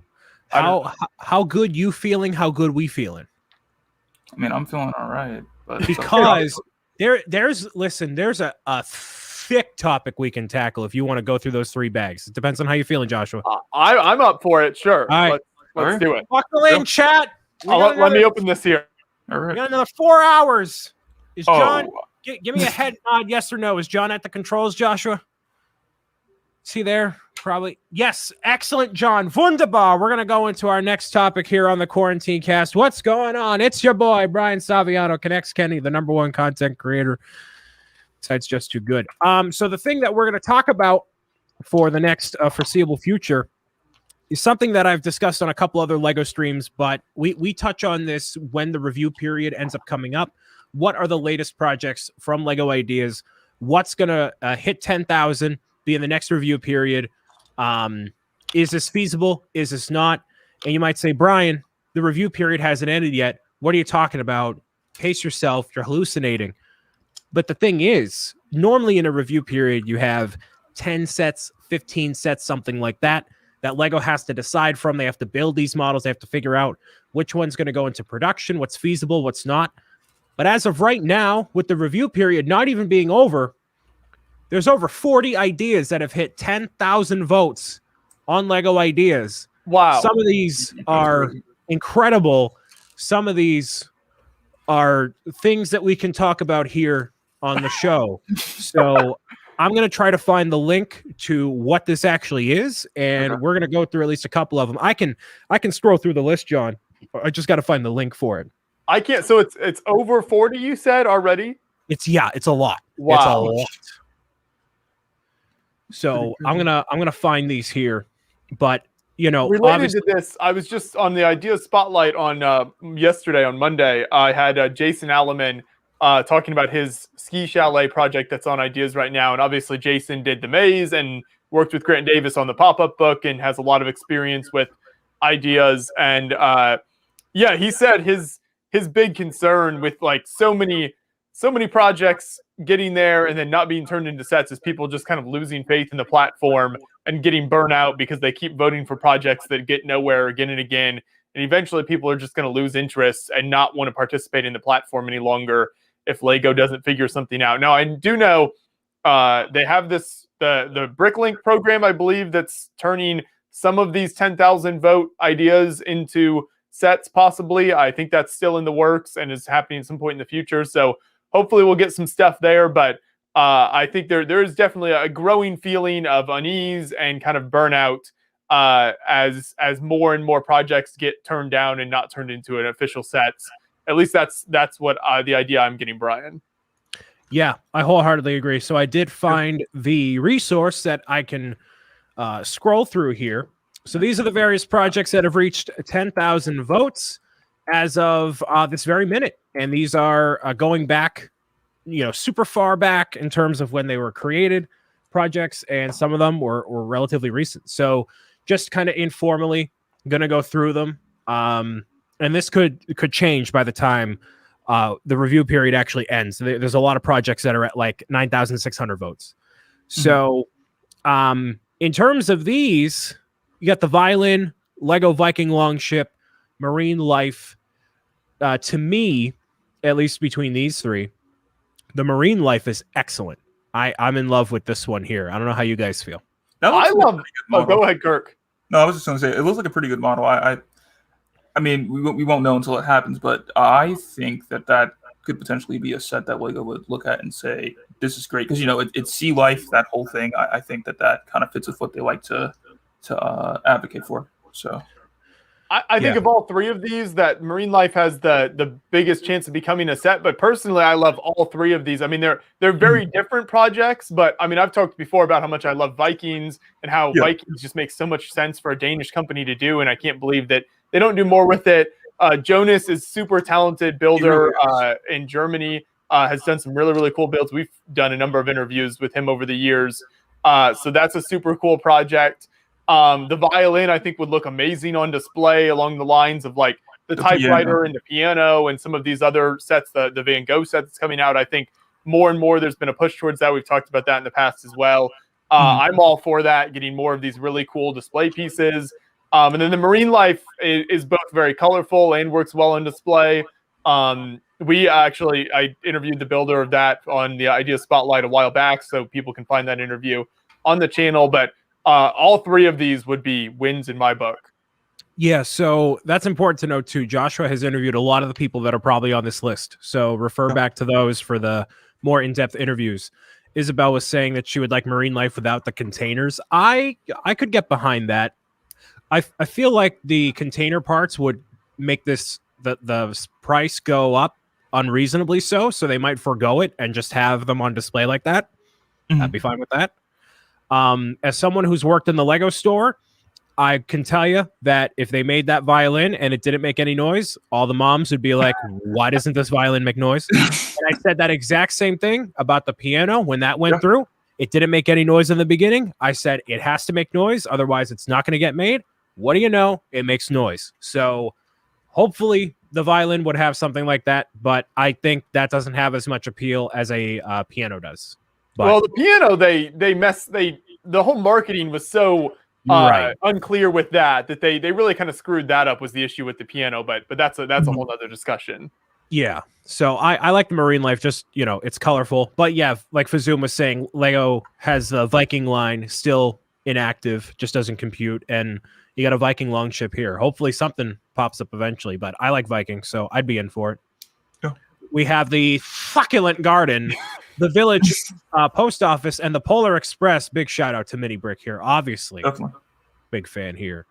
The Succulent Garden would obviously be a part of the Botanical Collection if it were to be made. Yeah. And the Village Post Office is a modular. So I don't know how y'all feel. It looks very detailed. I like the colors. Yeah. But personally, and not just because Mini Brick's like super good and he might be watching, but I seriously would like for that to actually happen. I want for at least one of his projects to become a set. Just one. Yes. Of them. Just like it really, he puts a lot of time into those, and like the effort and just the amount of detail that he puts into it definitely shows. So whether it be Polar Express, which I've seen this movie several times. I grew up watching it, so I wouldn't mind a set off of that. Heck, I'd buy it and let it be my first train set because I haven't owned any train sets prior. So I'm hoping that one makes it through. The succulent garden doesn't do a whole lot for me. I mean, it's okay. It wouldn't be my number one choice. I really like the village post office set. I think it's cool. It has a very like English countryside vibe to it, which I feel like I don't know if we've really gotten a set like that in the modular line that has this sort of aesthetic to it. Mike clarifies that this is a dollhouse design, not a modular design. Yeah, I misconstrued the two. This is more of a dollhouse. Okay. But I like the just this one shot here that you can see. I really like that kind of look to it, and even it has the red phone booth, so I guess that does make sense with the sort of English countryside, like I said. Right. So I think that's a unique look that we haven't really gotten much from. And then the Polar Express train is super cool. I'm by no means the world's biggest Lego train fan, but I could definitely see that being popular, and I think there's a lot of appeal there.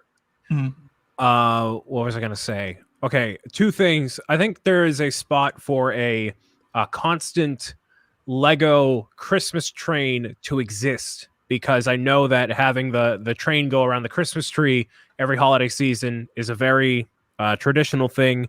And the Polar Express is a classic. It was an instant classic when it came out in 08, 09. And it's a great movie. People love it. And if that came out during Christmas time, and that could even stay on shelves just because of the sort of locomotive it is. It's a beautiful looking model. Obviously, yes, pulling from Mini Brick. For some reason, well, actually, another thing before I say that, Isabel was saying that she would trust a succulent plant design by a guy whose name is Succulent Joe over here. That's his name, Succulent Joe. He must know what he's talking about. He knows all about the succulent plants. And for some reason, and this is not a knock at Brickend 1980 who designed this over here, this logo for the post office, the village post office, it looks like a frozen pizza box logo for some reason. You know what I mean? It just has that vibe. It does. Yeah, I don't know. I want DiGiorno now, but hey, it's a beautiful model. Subtle marketing. Yes. What's this? I've been told I've been getting called out for my pizza cutting. Jake, yeah, we already canceled you. Moving on. We have 3 intricate designs. King's Castle, the Truly of Albero Bello, and the Steampunk Airship. The only one that's standing out to me here is that Steampunk Airship. Mm-hmm. That is super cool. Yeah, that and the King's Castle would both be incredible builds here. Either one of those, and even the middle build. I'm assuming that's based on something. I'm not sure what the story behind. I mean, it's a cool build. I love the sort of roof stone technique there is super well done. But yeah, the Steampunk Airship and the King's Castle. Which actually is the same builder. I just noticed that. Yeah, it is. Which would explain why they both look super cool. I think that'd be either of those would be fantastic. Mm-hmm. Well, Steampunk is pretty divisive in the chat here. I love the colors on that Steampunk Airship. It looks very nice together. Yeah. The colors look very muted. I don't know if it's the render, but like the color of the blue on the ship, it seems muted for some reason. Do you just want that, Brian, because you could turn it into Bowser's airship? Wow. It's close enough. No. I like the design of it. I'm curious to see the build on the inside for that airship, because that's obviously not full, like dense Lego. Otherwise, that would be super heavy. And it would. Yeah. The middle one says here, it's like a Knight's Kingdom color scheme, which is true. Yeah. That's very reminiscent of the old Knight's Kingdom stuff. For sure. The middle one here looks like Hagrid's hut, just more complex. Mm-hmm. I can see that. Which is not a knock at it, but it's a really cool building style. But it's now with interiors. Now we have interiors. So that's cool. 3 more. We have the Ancient Greek Temple, the Castle of Brickwood Forest, and the Karate Kid Wax On, Wax Off. Karate Kid, I am a huge supporter for that. And I would love for that to happen. I was watching the idea spotlight thing that you guys did with the designer, and I was just watching that, and I think he did a great job with that model. It looks very accurate to what you see in the film. 100% rooting for that right there. And then But the if you got the Karate Kid set, that would be cut in half right through, I know like it would. horizontally. You'd only get the front, and you get one car, maybe. I know. That's the sad part about it. I would love if it was the full model. But obviously, with ideas, there are going to be a lot of cuts going on. They might be using pizza cutters, might be using scissors. I don't know what they're going to use to cut through it, but it's going to happen, unfortunately. But either way, I would definitely buy it if it happens, because I would love that set. Doc Sampson saying, "Do staff picks fare better?" I don't think so. No. I don't think I've never heard anyone mention that. I think that's just things they like to help get That support. stands out. Yeah. I mean, there's a lot of things that end up as staff picks, so I don't. I mean, they certainly get more votes to 10,000, but as far as being turned into sets, I don't know if there's any correlation. Guaranteed or anything like that. Yeah. Bazoom saying Karate Kid would be amazing, but obscure for some. Well, they do have Cobra Kai. Yeah. So I mean, there might be like some fan base from that show that would kind of pull in a bit, but it still would be a bit obscure. Joshua, you're eyeing that Greek temple, aren't you? The Greek temple is super cool. It I looks love very nice. that. I think that could be a great standalone model, or a whole theme with like ancient Greek sets, and that style would be amazing. So of these three, that would be my number one. The castle, obviously, I'm always wanting more castle, or castle at all, considering it's been so long here. So the castle is also really well done, but I would say even more than that of these three, the ancient Greek temple. And then, I did have a chance to chat with the creator of the Karate Kid set, and that's a very well done build. I'm not like a massive fan. It's fine of the source material, but I think the build is really well done. So for the Greek temple, and I think we talked about this before, I'm surprised there is no architecture anything from Greece at all. Ever. When John and I were in Greece a few years ago, we met up with some builders there, and one of them mentioned that the Greek government has a strange ban on letting companies make products and license stuff based on Greek architecture and history.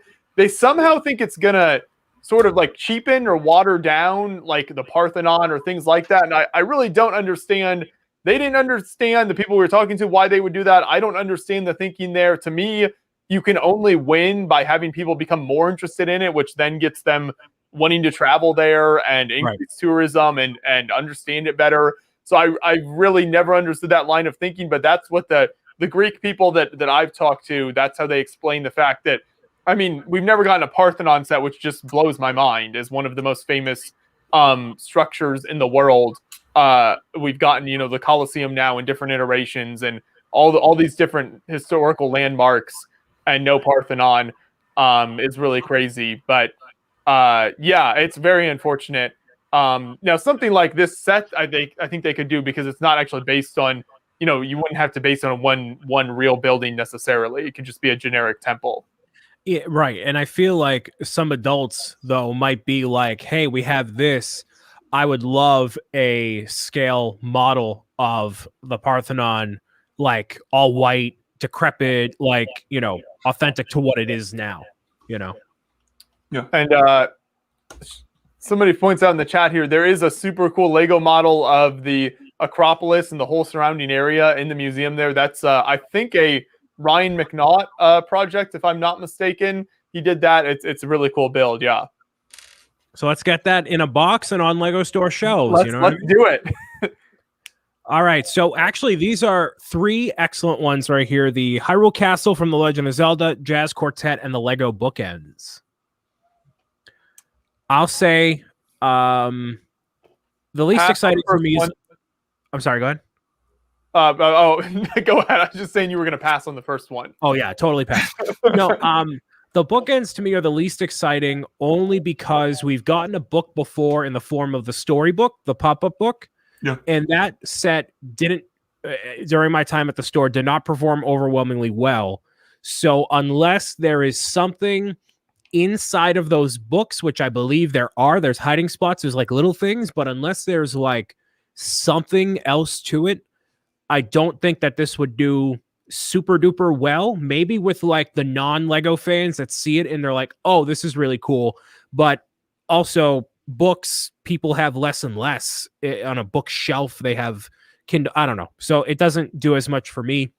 I've never noticed these projects before that have these big, like, new feature, Yeah. like symbols. That's like an interest that must be becoming more popular on ideas where people like put that sticker on there. It's actually not. So I think that the new standard, as of relatively recently, you see with the Jazz Quartet, you can't have any branding images. It just needs to be the set going forward. Oh, right. Oh, that is true. I forgot they switched that up. So now it's probably because this looks like, you know, you're buying a turkey on sale at Market Basket. New hiding spot. Like it's on sale. Like, all right, cool. The Jazz Quartet is amazing. I think if they made this, I would love to see movement of each of the characters somehow. Like the employee gift. You built that employee gift, right, Joshua? Which one? The Technic one? Yeah. I haven't built it, no, but I did, but no, I haven't actually built it. So the way that works is you turn one crank and they all move in synchronization and they all do whatever. What if somehow you would have to totally re-engineer the set?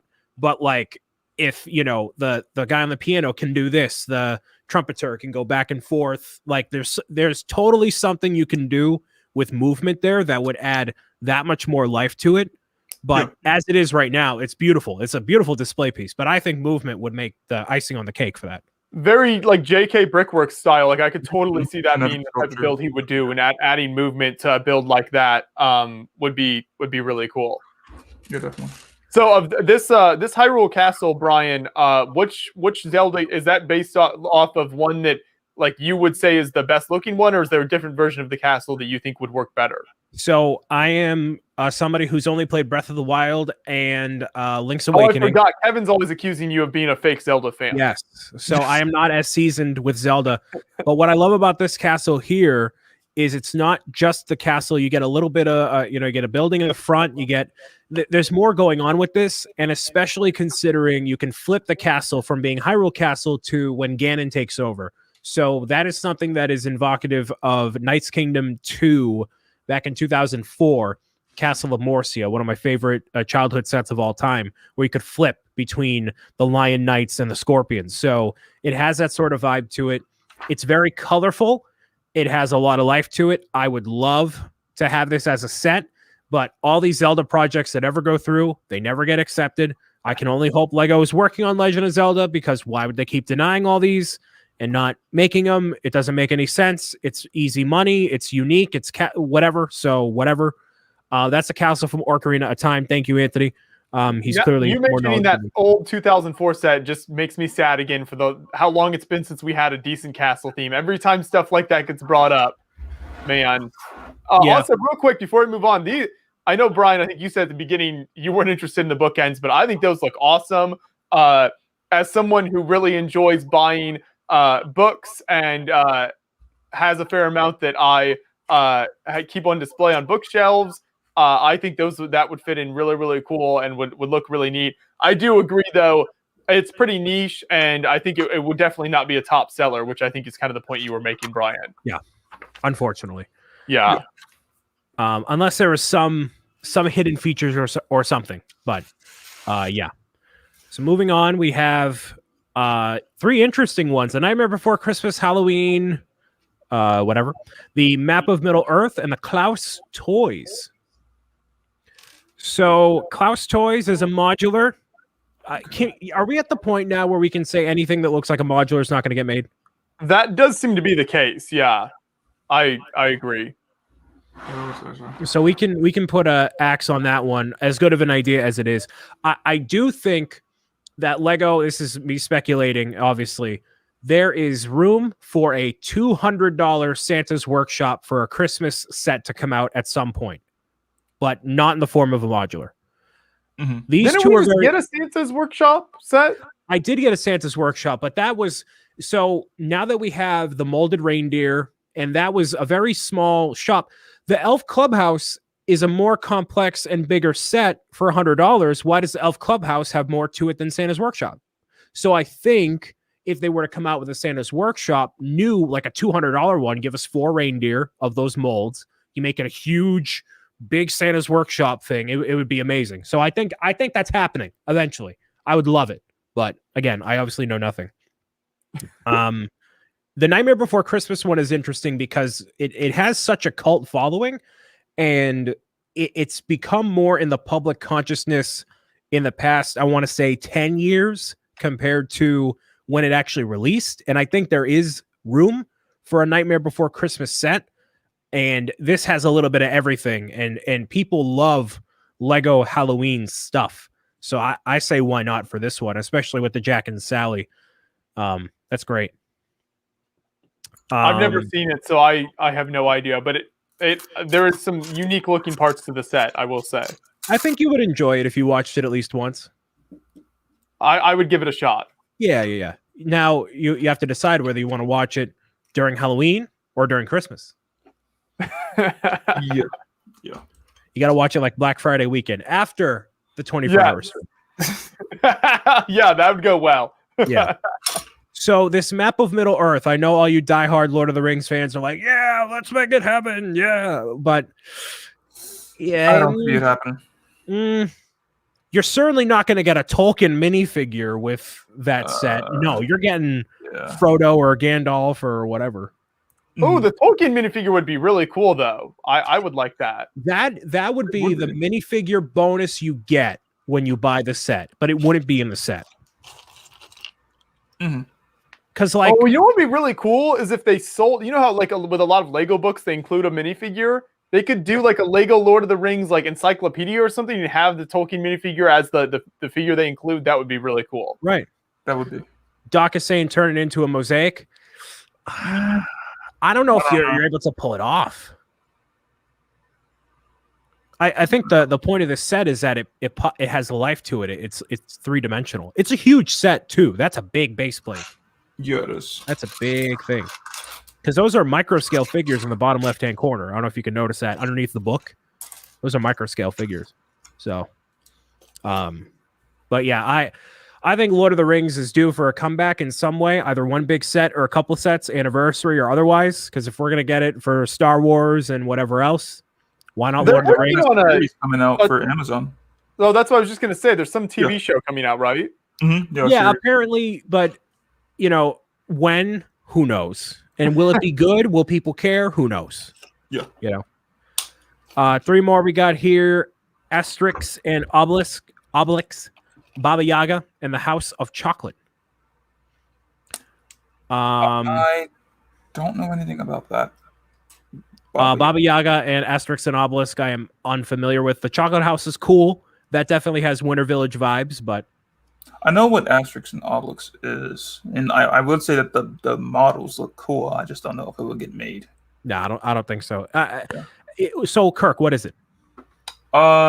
Basically some comic strip about Viking characters, sort of thing going on. At least that's what I've heard. I think it's based. It was started in Europe, right? Somewhere. I believe so. I believe it's out of Europe. I think someone in the it's a French comic. That's what Franco says here. Yeah. I feel like with any of these sort of sets, if it's not familiar, more so between equally in the UK, America, some like it can't just appeal to Europe. It can't just appeal to one demographic. But I mean, I could be wrong too. Baba Yaga is an evil witch lady that eats children, so that one's not getting made. Yeah, no, that's no. Slavic folklore. Yeah, right. Yeah, right. That's not happening. Yeah, no. Although this was also made by Artem, who made the Hyrule Castle. So nice. Lots of awesome projects from him. Good to see. It's amazing how many people have like multiple projects at 10,000. It seems like you either like get ideas and then you're just super successful, or you can't reach it at all. Yeah, totally. Any thoughts, Kirk? Not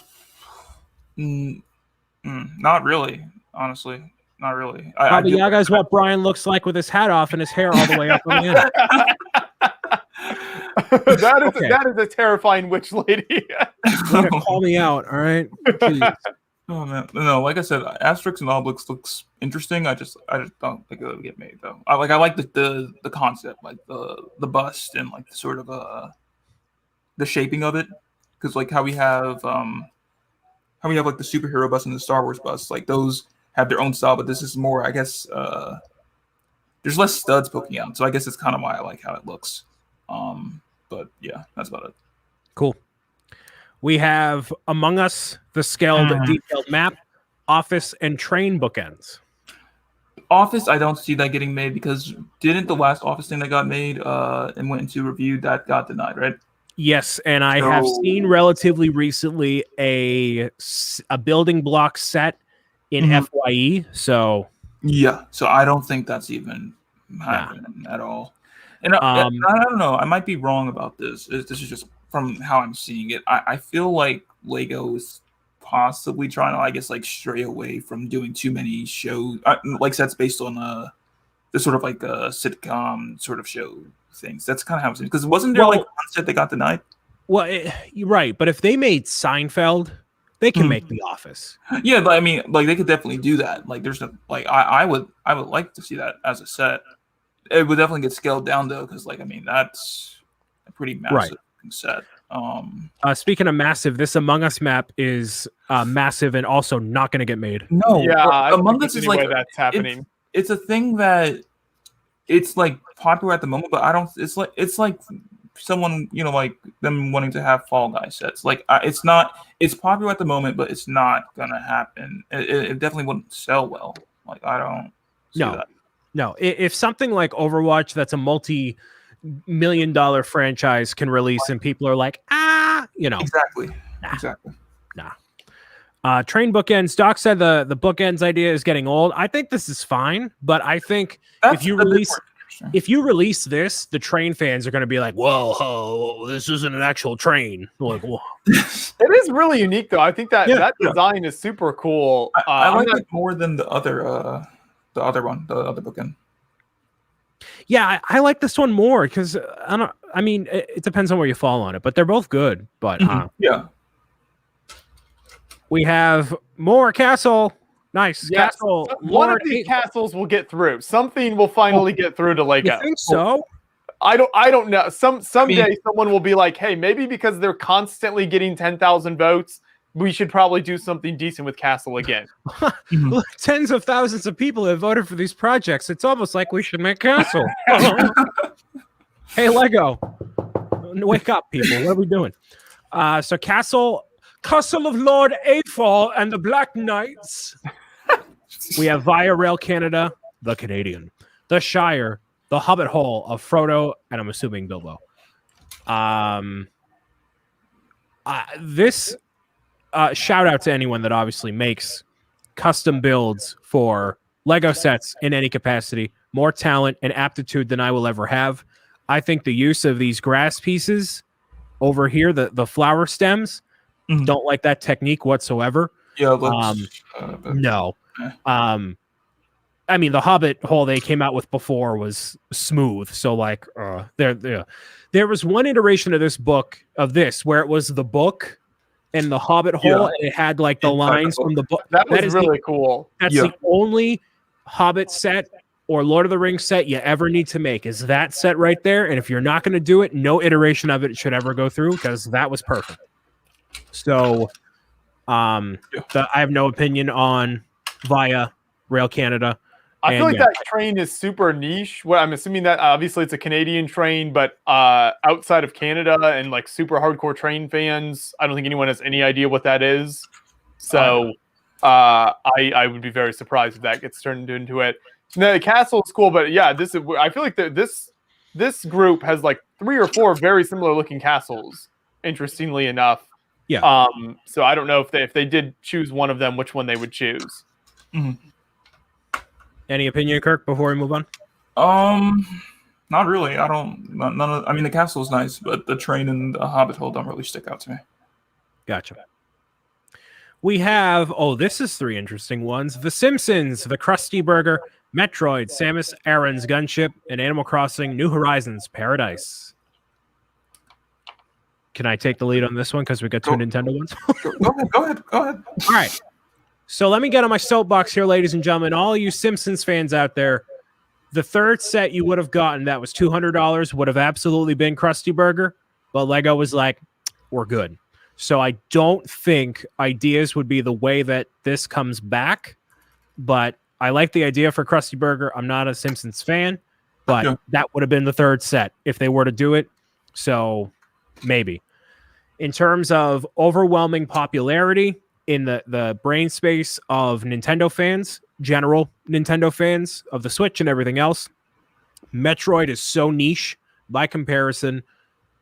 This model is phenomenal. That Ridley is next level. The gunship, everything about this is literally perfect. If they were to make a Samus's gunship, I would have loved for it to be a $50 or $60 set, Ridley to be his own set with like Dark Samus or something different. I love this idea. I just don't think it'll get made. I think you're going to see Legend of Zelda get made first, and Samus will be in maybe a minifigure series for Nintendo stuff if that were to be made, but I don't think this will happen. I would love for it to, though. The Animal Crossing one by Tiago is great on paper and concept. With the way Animal Crossing works, people love having their own custom character. Having it be in like that minifigure scale is crucial. This is not in minifigure scale, and thus this scale would not get made. It would have the villagers, either KK Slider, Isabel, Tom Nook, Blathers, whoever, with your own custom avatar, other whatever. So this is too scaled up for me, but I would love an Animal Crossing house, the town hall, the museum, whatever, but I don't think that would be it. Yeah, definitely. That Metroid project is really cool. This is the first I've seen that. I somehow missed that when it was getting to 10,000. But yeah, that looks really well done. Obviously, a big fan of Tiago and the work he does, but I still haven't played Animal Crossing, so I still don't have too much of an affinity for that. But the Metroid one looks cool. Yeah, the Metroid does like really stand out to me. I wasn't aware that he because I remember when he first, or the designer first started the project and he revealed the gunship, and I was like, okay, that looks really good. But he was like, he was going to reveal more stuff as he hit certain milestones. I was like, okay, I'm looking forward to seeing that, but I wasn't aware that he revealed Ridley, and I got to say that looks really, really nice. This to me would be absolutely killer as instructions to be sold. That would be. So, I mean, maybe if it doesn't happen, like he could actually release instructions for it, because that would. Do the purple parts for Ridley exist? Which parts are those? I have no idea. I'm trying to look. Right. I don't know if it's like the wings. Like that's a perfect looking Ridley. Yeah. The whole thing is literally perfect. Like I would love it. And I've never played a Metroid game in my life, and I love it. Mm-hmm. And while we're on the subject of fantastic ideas projects, if anyone has anything that they think should be highlighted, send it to us via email or let us know somehow to feature on the Idea Spotlight show, because we're always searching for good projects. So if there's a project out there that you think deserves more recognition and is trying to get to 10,000, definitely let us know. Mm-hmm. D. Smith saying, where is Peach's Castle? Has there ever been a Peach's Castle submitted to Ideas for 10,000 votes? Not that I know of. Oh, all right. A lot of Hyrule Castle. Where's Peach's Castle? Here's a question from Doc. So yeah, lots of people. I would say actually more people submit renders than actual brick build. I would say the majority of stuff. In terms of like people that we have on Idea Spotlight, most of them do not have the physical model with them. Or if they do, they start with the digital model and then build it physically later. But most of them just do digital. 5 out of the 9 that I'm looking at right here are renders. So, yeah, kind of half. There isn't even a Peach's Castle submission on Ideas. I just checked. Oh, cool. Like none. A Nice Day at the Farm, NASA's SLS and Artemis, and My Lego Totoro featuring the cat bus. That farm set is super cool. I love. There's a lot of detail there. I think I know there's been Lego has dabbled in farm sets in the past and stuff, but I don't know. They did have that sort of short-lived farm sub-theme a number of years ago. Mm-hmm. But it seems like there's definitely more opportunities to do more with that. I mean, farms and that sort of thing are certainly something that has appeal. I feel like all around the world, something that a lot of people can identify with. It's not a super niche thing by any means. So it seems like there'd be potential there. Yeah, I don't think you're going to get a farm on a base plate, but I think you're going to see a barn. I like the idea of a greenhouse and a truck for transportation. I like all the elements of that, but I don't think that execution is going to work on it. The SLS and Artemis, we're getting a lot of space stuff, man. A lot of space stuff. So I don't feel one way or another on it. I have not seen Totoro, but I know it's a very, very acclaimed Miyazaki film, and it's beautiful. And the cat bus is part of that movie. I would like to see, as much of a diehard anime fan as I am, something from one of those, that genre, whether it's like Naruto or a Miyazaki thing, Spirited Away, Totoro, whatever, like just something from there to represent more of what it is overall. Just some, I don't know if it's like a Gundam or I don't know, like there's got to be just something, because clearly there's a demand for it. Like people like this stuff. Like I don't know. The farm is nice. The space thing doesn't really do it for me. Yeah. And in regards to Totoro, I have not watched that either. So I can't really give much of an input on that. But the model does look pretty interesting. Yep. We still have more, ladies and gentlemen. We have it's still going. The Scania Next Generation S730, the sewing workshop in the Fourth Bridge. I'm gonna say, I don't know who would buy the far right. So the Fourth Bridge, for some context, is a super iconic Scottish bridge. That like if you're in Scotland, everyone knows about it, and it's like a thing you can drive over and people talk about. But it's one of those things that outside of Scotland, no one really cares about. I mean, no offense to our viewers there. I saw it when I was there a couple of years ago. It's a cool looking bridge, but like a lot of the niche kind of architecture projects and things that are put on Ideas, it appeals to a geographic area, and outside of that, no one is going to care about it. Mm-hmm. Yeah, the sewing workshop is modular-esque. It's cool. There's a lot of buildings like this, man. There's a lot of buildings. And the Scania Next Generation, that looks like it could just be a Technic set. Doesn't need to be an idea set, What about you, Kirk? None of them really appeal to me.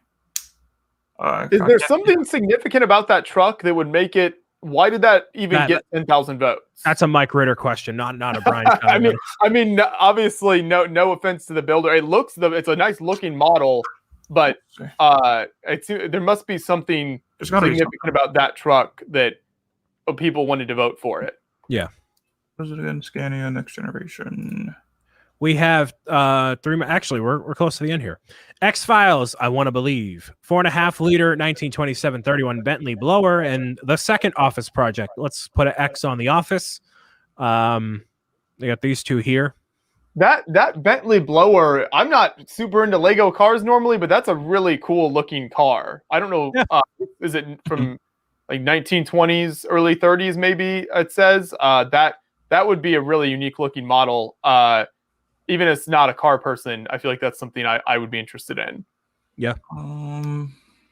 See, like with this Office model, in comparison to the other, I feel like this is probably the scale that Lego would go for if they were to make an Office set, just because it's more, I guess, compact compared to how the other one was like much larger in scale.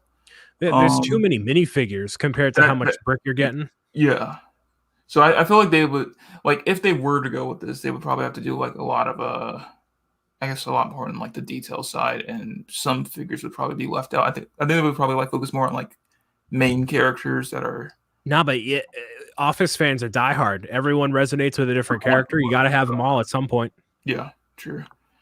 X-Files, I have not watched that show yet, so I can't give any input on that. But it does look interesting. I will say that it does look interesting. That's a Brett Waller design who did the Ghostbusters Extra one, and has he had another project turned into a set? He worked on Seasons of Time, but he didn't do it, and then that didn't happen. Then he also worked on Seinfeld. Oh, Seinfeld. That's it. I knew there was another Yeah. one. Yeah, he did Seinfeld. Biggest travesty was at Seasons in Time, man. That would have been a great set. Lego, get your head out of the sand. Ridiculous. That would have been a great set. Ridiculous. Would have been an amazing set. Finally, we have the SpaceX Starship and Super Heavy. Haven't we gotten a Tesla ship before? There have been a lot of I'm not SpaceX sure. projects So yeah, probably not. similar to that. So okay, there you go. That's all the submissions here. Now we're gonna go only back through the list quickly.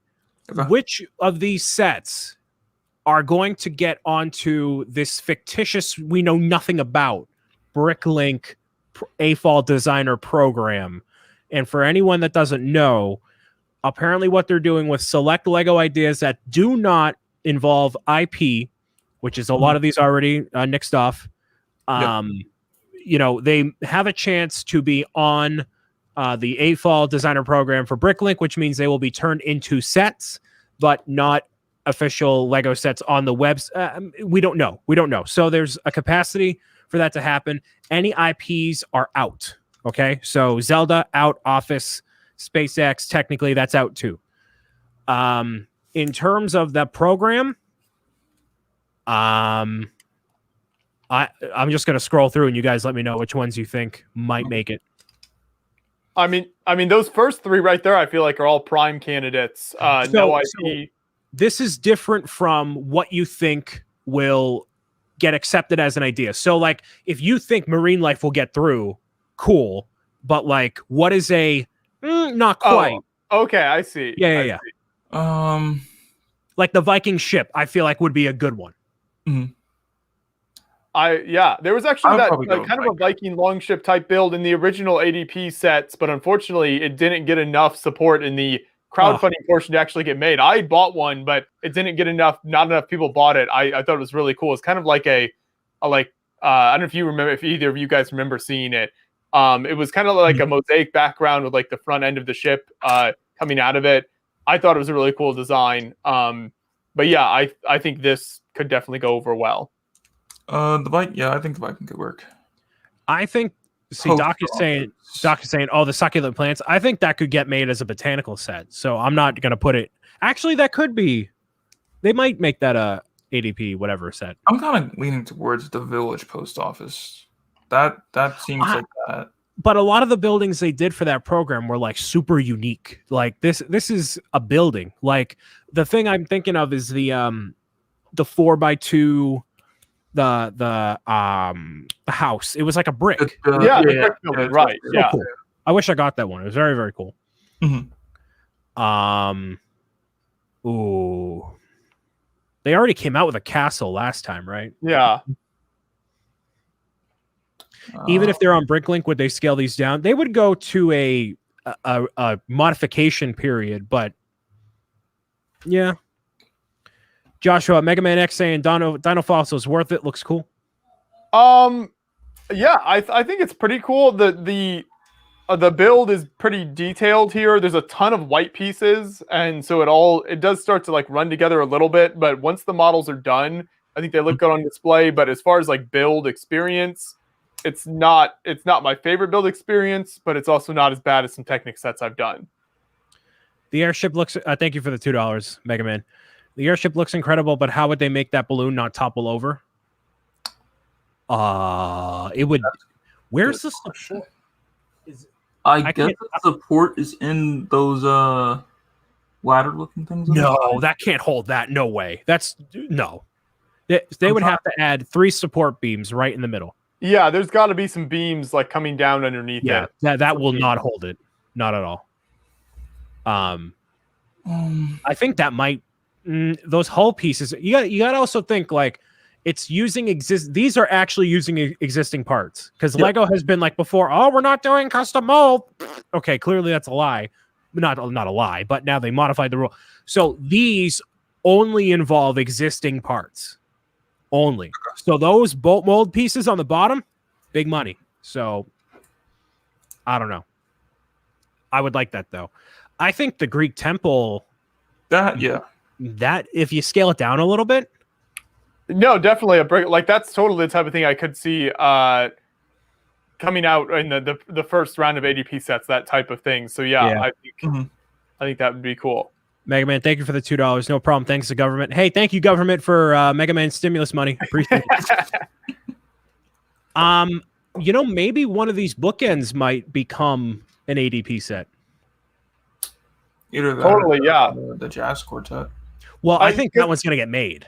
Because I think, the bookends have that niche appeal that is the type of thing, like you were saying, Brian, that's kind of thing that Bricklink, could possibly do, where it doesn't have as broad appeal for an official regular ideas set. But there's still enough buyers for something like Lego bookends that I think it could do well.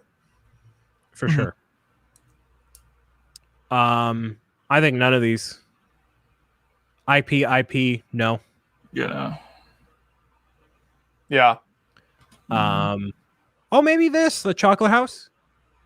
That'd be cool. Yeah. IP. Yeah, no. But no. Again, The we said maybe. Yeah. IP, technically an IP, so no. Yeah, so that was kind of maybe some castle. I don't know. Yeah. The castle stuff is such a wild card because there's so many of them, and I don't know. Are they going to do something with it or not? It's so hard to say. Right. And that was a hard no. no. Yeah. 2 no's. Maybe if they rework the farm, that could be cool. Yeah, though I feel like the farm should be like a full-on idea set. I mean, to me, there's got to be enough. There'd be plenty of appeal for that.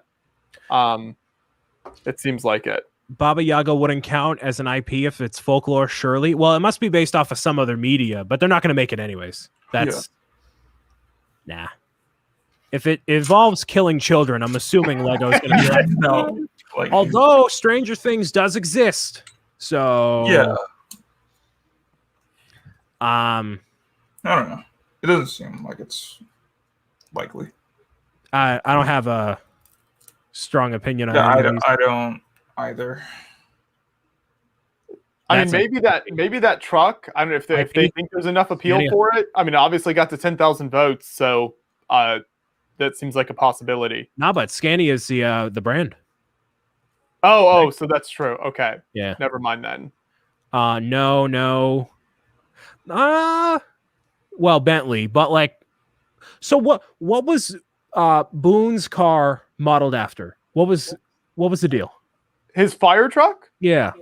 Just like a generic old, like very early 1900s fire truck. All right. So what you do is you hit backspace 1, 2, 3, 4, 5, 6, 7 times, and then boom, there you go. I don't think that's how. Actually, no. I'm sorry, 8 times because you got to eliminate the extra space there. So backspace 8 times, boom, there you go. And then no. So only a couple of these, even of these 40, are just like, Yeah, I get you. So that's all of them. That's everything so far. The review period ends soon enough with all these suggestions I have here. So I guess the question becomes are we going to start seeing a lot more of these sets come out through Bricklink than we do the official ideas platform, do you think? I think something's got to change. Something. This is what's on the cusp while we're here. The fully functioning bowling alley, that's kind of sick, but that's a really cool design. That would be definitely a neat set. What is people's obsession with Princess Bride? I mean, it's a really fantastic movie. Are you not that into it? No, I've seen it and I like it, but I'm not like, whoa, we need a Lego set, dude. You know what we need a Lego set of? And if this is another travesty, if you don't make this set Lego, all right, listen up, all right, perk your ears up and listen. If you don't make this Tutankhamun bust right here, big mistake. Yeah, no, that's super cool. Big mistake. That would be, and again, this could be spawn a whole line of like sort of ancient antiquities where you get like Greek, Roman, Egyptian busts, things like that. Sir. would be so cool. Yeah, you could really take this idea and run with it, but this would be a great starting point. It also like harkens back really well to the adventures theme. I feel like that's a really kind of neat element of it as well. So that would be really cool. Yep, 100%. Great model. Great model. The modular expansion pack is a good idea, but that's not getting made. Mm-hmm. I love Portal 2, but nah. Lisbon tram. The Lisbon tram, so that's again very similar to the Fourth Bridge. If you're in Lisbon, if you're in Portugal, that's super iconic and everybody talks about it, and it's something you see when you walk around the city in Lisbon. But outside of there, no one knows about it and no one cares. Is it the same idea as the San Francisco cable cars? Yes, right. A very, very similar thing of like, hey, check these out, ride on it. It's something you see around the city, very much associated with it. But besides that, it's not going to have much appeal. The snow globes look like a great like gift of purchase idea because it was before, but and yeah, we won't go any lower because these are at 9,000. Yeah, the arcade is sick. Oh, that's sick. Yes, the arcade is super cool. Where is a Lego arcade? What like have we never gotten an arcade? Just like smaller sort of not an actual arcade. Yeah. We got like Ninjago arcade $8 discount things, but we haven't got an actual arcade proper. Mm-hmm. You know what you do? Lego, again, send me to Denmark. The modular has a toy store on the bottom, arcade on the second floor. What are we doing? Wake up. Let's get something. Let's get some. Do one of those Japanese style like 6-story arcades where it's just like the whole thing. Dude, what? You have like the whole like wall on the very top has like all the like blue teddy bear and like a spaceship, like all the Gotsy toys that you can get with your tickets at the count. Mm-hmm. Get Chris McVeigh. He's a great designer. Get him to make it. He can do it. He made the Elves Workshop. Like, what do we? Come on, he can do that. It'd be great. What's the deal with Chitty Chitty Bang Bang? All these old people love Chitty Chitty Bang Bang. I mean, it's a good movie. I like it, but the car is so unique and interesting looking. I really think that'd be really cool. I was a fan of the first time it hit.